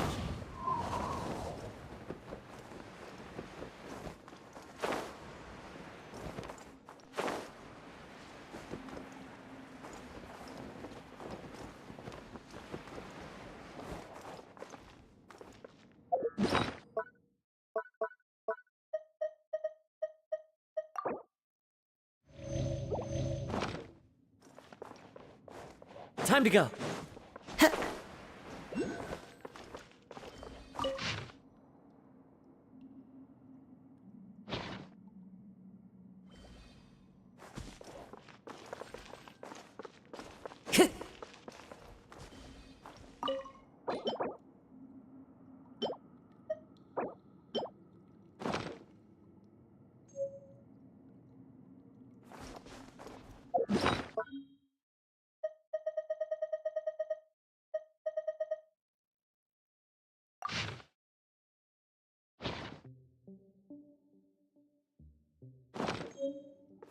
Time to go.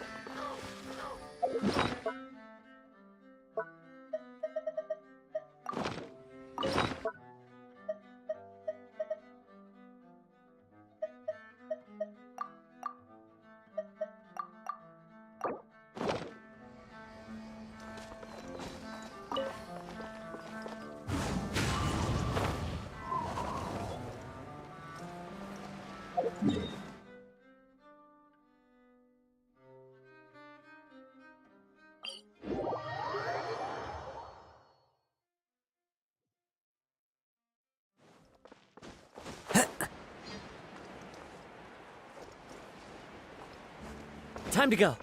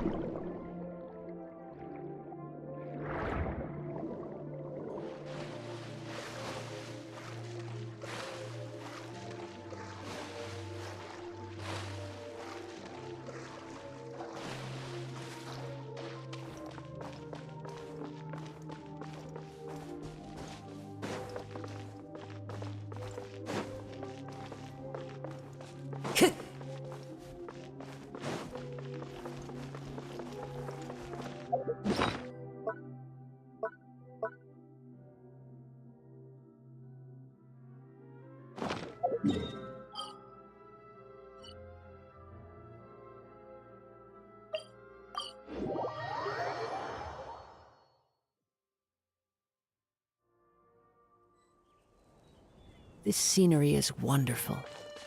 Surely enough to convince anyone to become a wanderer.